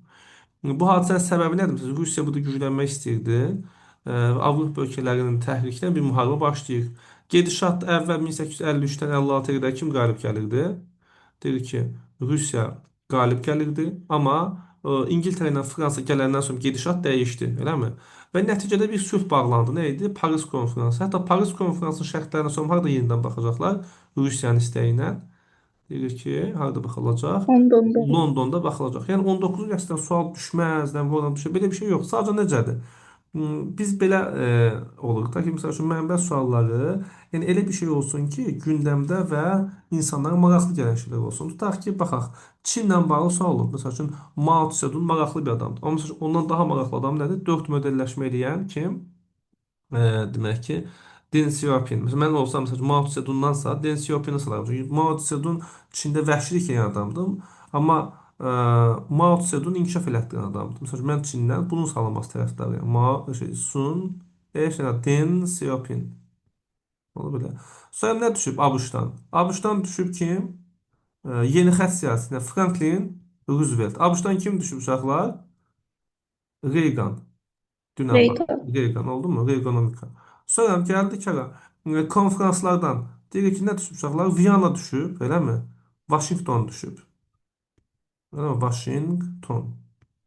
İkisi də önəmli məsələlərdir. Sonra deyirik ki, məsəl üçün başqa nə suallar deyir. Məsəl üçün Solon islahatı düşüb. Nə bilim, sonra nə düşüb? Dördüncü səlib yürüyüşü düşüb. Sonra nə düşüb? Deyirik ki, başqa nə var idi? Hmm, Thomas Müntzer və Martin Luther bunlar düşüb. Yəni 100 tarixi proseslərdir. Sonuçta nəsə bir şey eləmək istəyiblər bunlar. Hə, rahat sual da salsaq, hə, tutaq deyirik ki, nə bilim, böyük coğrafi kəşflər də salmaq olar, xəritə ilə tapsın, nəsə bir şey eləsin. 19-cu əsrin ən maraqlı hadisələri hansılardır? Gələk ona baxaq. 19-cu əsrin ən maraqlı hadisələri birisi Krım müharibəsidir, salmaq olar. İkincisi hansıdır? Napoleonu zaten o Viyana ilə bağlı eləyib salıb. Məsəl üçün kontinental blokadanı falan soruşmaq olar, təkrar olar deyə düşünürəm. Mən düşünürəm ki, 20-ci əsrdən sual tapaq desək, 20-ci əsr məsələn SSR ilə bağlı biz üçün kollektivləşmə düşməyib salmaq olar. Yenidən qurma düşməyib salmaq olar. Qəşəng sual olur özü yenidən qurma. Şey nə adı? Qarbaçovun dövrü. Bu şəkildə bunlara nə demək lazım? Baxmaq lazımdır. Yəni mən istəyərəm ki, siz mövzunu oxuyanda, yəni iki yanaşma var da. Hə, bir dənə şey müəllim deyəcək, gedib onu düz yazacağam. Bu biraz az ehtimaldır. Yəni sadəcə necə bir şeydir? Yəni mən istəyirəm ki, hamımız, yəni ta ki məsəl üçün Krımdan necə bir sual düşə bilər artıq müqayisə öyrənək. Yəni kitab açaq həmən ki, ora baxaq. Nə bilim ta ki indi biz ən son soyuq müharibəni anlatdıq. Məsəl üçün qəşəng məsələlərdən birisi nədir? Soyuq müharibənin sonlarında olan şeylərdən birisi Əfqanistanı dedik. Digərindən Almaniyanın birləşdirilməsidir. Önəmli bir məsələdir. Həm Almaniyanın birləşdirilməsi bir tarixi prosesdir, nəticəsi var, gedişatı var. Bu şəkildə. Yəni mən bunun tərəfdarıyam. Yəni ki, belə bunlar zaten ayrıca bir danışacaq. Bütün mövzulara baxıb tək-tək hardan nə sual gələ 21-ci bilər. əsrdən düşürməli bu son dövrlər. Yəni Amerikan, belə deyək, Avropa. situasiya sualı hardansa düşə bilməz deyə bir anlayış yoxdur. Oldu? Yəni Ümumiyyətlə deyirəm, yəni keçilir o mövzular. yəni indiyə qədər düşməyib də, indiyə qədər düşmüyor, amma düşə bilməz deyə bir şey yoxdur. Sadəcə belə bir şey olması ehtimalı var ki, məsəl üçün Kitablarda var məsələn. bəli, məsəl üçün son müharibə nə var? Məsəl üçün soyuq müharibədən sonra yeni dünya nizamı var da. Tutaq ki, nədir? 2008 ABŞ-ın nüfuzu azalması məsələsi var. Tutaq ki, nədir? 2022 Ukrayna müharibəsi belə var, yəni aydındır. Sonra 2001 terror məsələsi var. 2011 mən bu şey doktorantım mövzu, Ərəb baharı var. Avropa üçün dünya təsəvvür. Yəni bu hamısı kitabda var. Nəysə buraları qurtarmağa çalışaq. Deyir ki, yeni dünya düzəni hansı iki qayda əsasında yazıram? İki qayda.